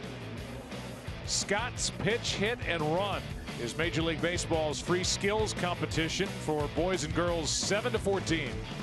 Sign up now to host a free competition in your local community at pitchhitrun.com. I mean, seriously, it was never even a thought. And the fact that they talked about it, I said, "Oh, that's nice. You know, great feel-good story. Guys worked hard. No way is he going to DH. Shoot, I might be able to dunk again, turning 50 next year." Oh, really? That's in at the knees. 2 quick strikes from Clevenger on Addison Russell. It's an incredible. I mean, I just credit him for the hard work and just the mentality behind it. It's easy for someone else to say, "Oh yeah, I'd do that too." Good luck trying to get a hit. And credit the Cubs staff for even making it a possibility. That's such a gutsy move. There's going to be a million people saying, "Well, that was dumb," if he struck out 4 out of 5 times. Russell sticks the bat out and floats one to Lindor, and the inning is over. Bottom of the 9th inning rolls in game 2. Aroldis Chapman back to the hill. Cubs trying to even this series at a game apiece.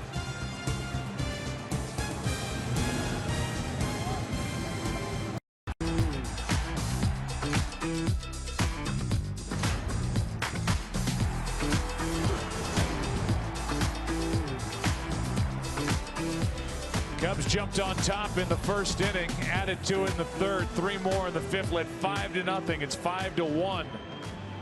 Trying to even this series at a game apiece. Rain picks up just a little bit as we go into the bottom of the 9th inning.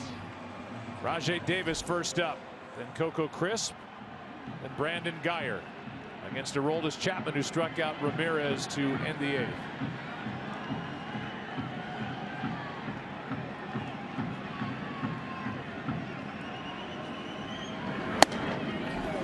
Ball 1 up at 102. Oh, what could have been, and this game started for the Cubs getting that run in the 1st inning some 4 hours ago, and hitting the wrong cutoff guy allowed the Cubs to get on the scoreboard with Bryant running 3rd. You and I both thought no chance maybe at the plate had the right cutoff man been hit, but Cubs haven't looked back after that 1st run. Really had a lot of chances to score more. Credit the Cleveland pitchers. There's a strike. Meanwhile, it's been Arrieta. 5 2/3, 1 run, 2 hits. It took until the 6th inning for the Indians to get their first hit. Montgomery was terrific. 2 innings, no runs, 2 hits, 4 strikeouts. And now Chapman. Rajai Davis on 2-1. Chased it 2-2. I just can only imagine. As a hitter, you tell yourself, stay down, stay down, stay down, but get started, get started, get started. And then the pitch is belt high or above, and you think you got a chance. And it's by you.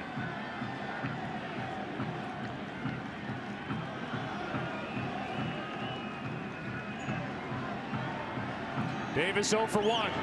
0 for 2. 1 away in the 9th.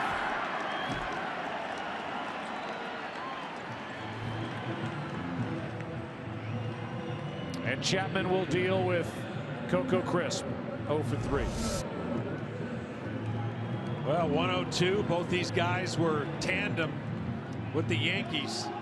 Traditional style. Chapman pretty much 1 inning at a time. Now Miller. They've been separated, competing here in the World Series. Miller can do a little bit more, as the Indians have used him unconventionally. Still a closer, by the way, but pitching him in different situations. Strike 1 at 102 into Crisp. Pitchcast is always powered by MLB Advanced Media. Pitchcast Gave you a look at that 102 pitch to end the at-bat for Davis. Strike 2 on Crisp. That's dirty pool right there. They threw him an 89 mile an hour slider after. That's not fair.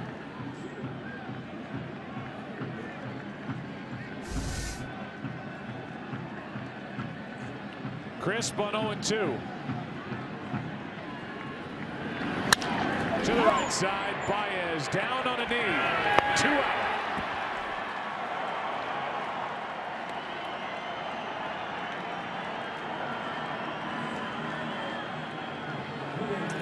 Theo and Jed and Aroldis and Joe trying to send this series 1-1 back to Wrigley on Friday night.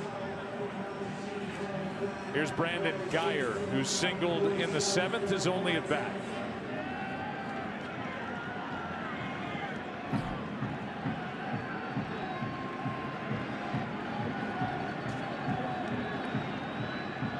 Rain is all but stopped.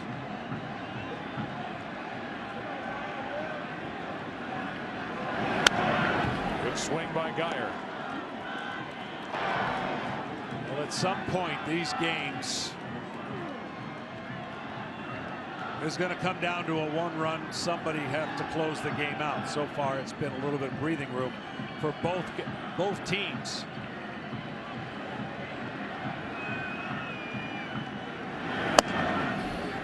On Friday night, a matchup of Josh Tomlin, the right-hander, against Kyle Hendricks, who was lights out in Game 6 of the NLCS, and a big challenge for Josh Tomlin. Hendricks at home 10-3, including the postseason, with a 1.37 ERA. Kerry Wood on the right, John Cusack on the left. Trying to get their own video of the Cubs' first World Series win since 1945. Cleveland on Friday night trying to win a game started by somebody other than Kluber after getting a gem last night. But advantage in that game going in will be with the Cubs and Kyle Hendricks. Led the big leagues in ERA for the season. Here comes a 2-1 pitch to Guyer. 3-1. Yeah, he may look timid and scared, but he's not. Hendricks, emotionless. He just has a quiet heartbeat, and he is a student of the game and certainly had and has an unbelievable year. That's a 2-out walk. And Game 2 continues for the number 9 hitter, Roberto Perez.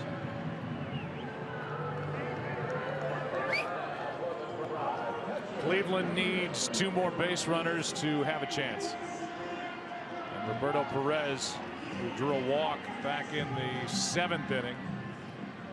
That was against Montgomery.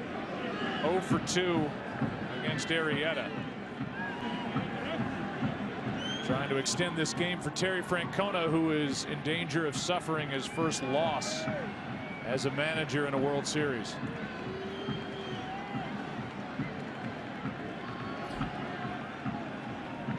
Perez, runner goes, no throw.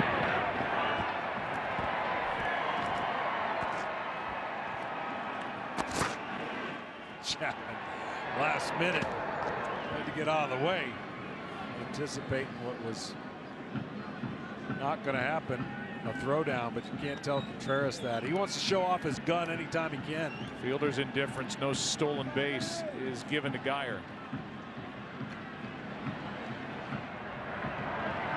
The pitch was a strike to Perez.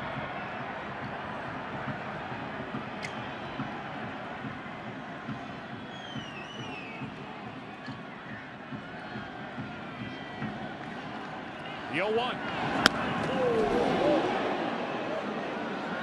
It took every inch of Wilson Contreras to corral that.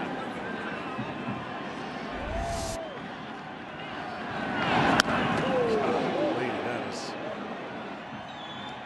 102. I think he could catch a fly. I do. In the reaction time of that, with tweezers. I mean, that pitch might have taken him back to the backstop. Here's a 1-1. Contreras wants to talk again. Chapman doesn't want to. Chapman's patting him on the shoulder like, okay, kid, get back there. I got it.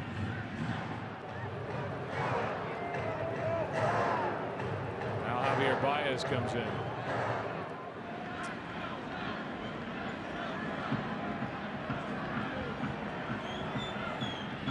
He had to come in a long ways. He's about 75 feet away. He's way out shallow right. That's energy. Now time called.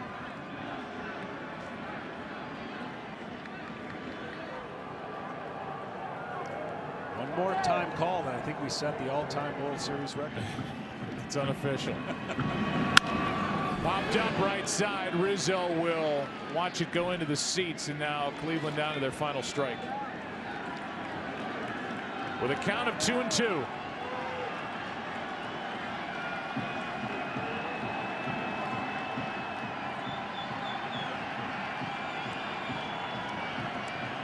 Officially, Javier Baez is 182 feet from home plate.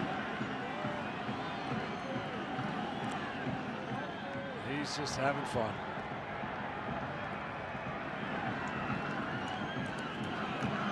You know how Chapman wants to end this, with a punch out. You know what Roberto Perez wants to do, extend it and give these fans that have watched through a cold night here in Cleveland some hope. Chapman, ground ball to short. Addison Russell. The Cubs have evened the series.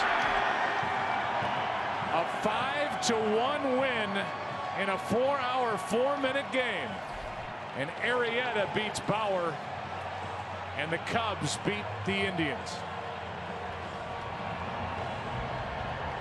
It's going to be a good one next 3 days after the day off tomorrow.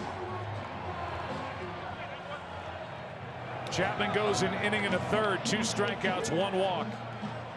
Indians strand 8. The Cubs stranded 13 runners on tonight. But behind Jake Arrieta, the reigning Cy Young Award winner, they got the early lead. They added to it. And they've evened the series by splitting here in Cleveland. Friday night, Wrigley Field. Can't wait.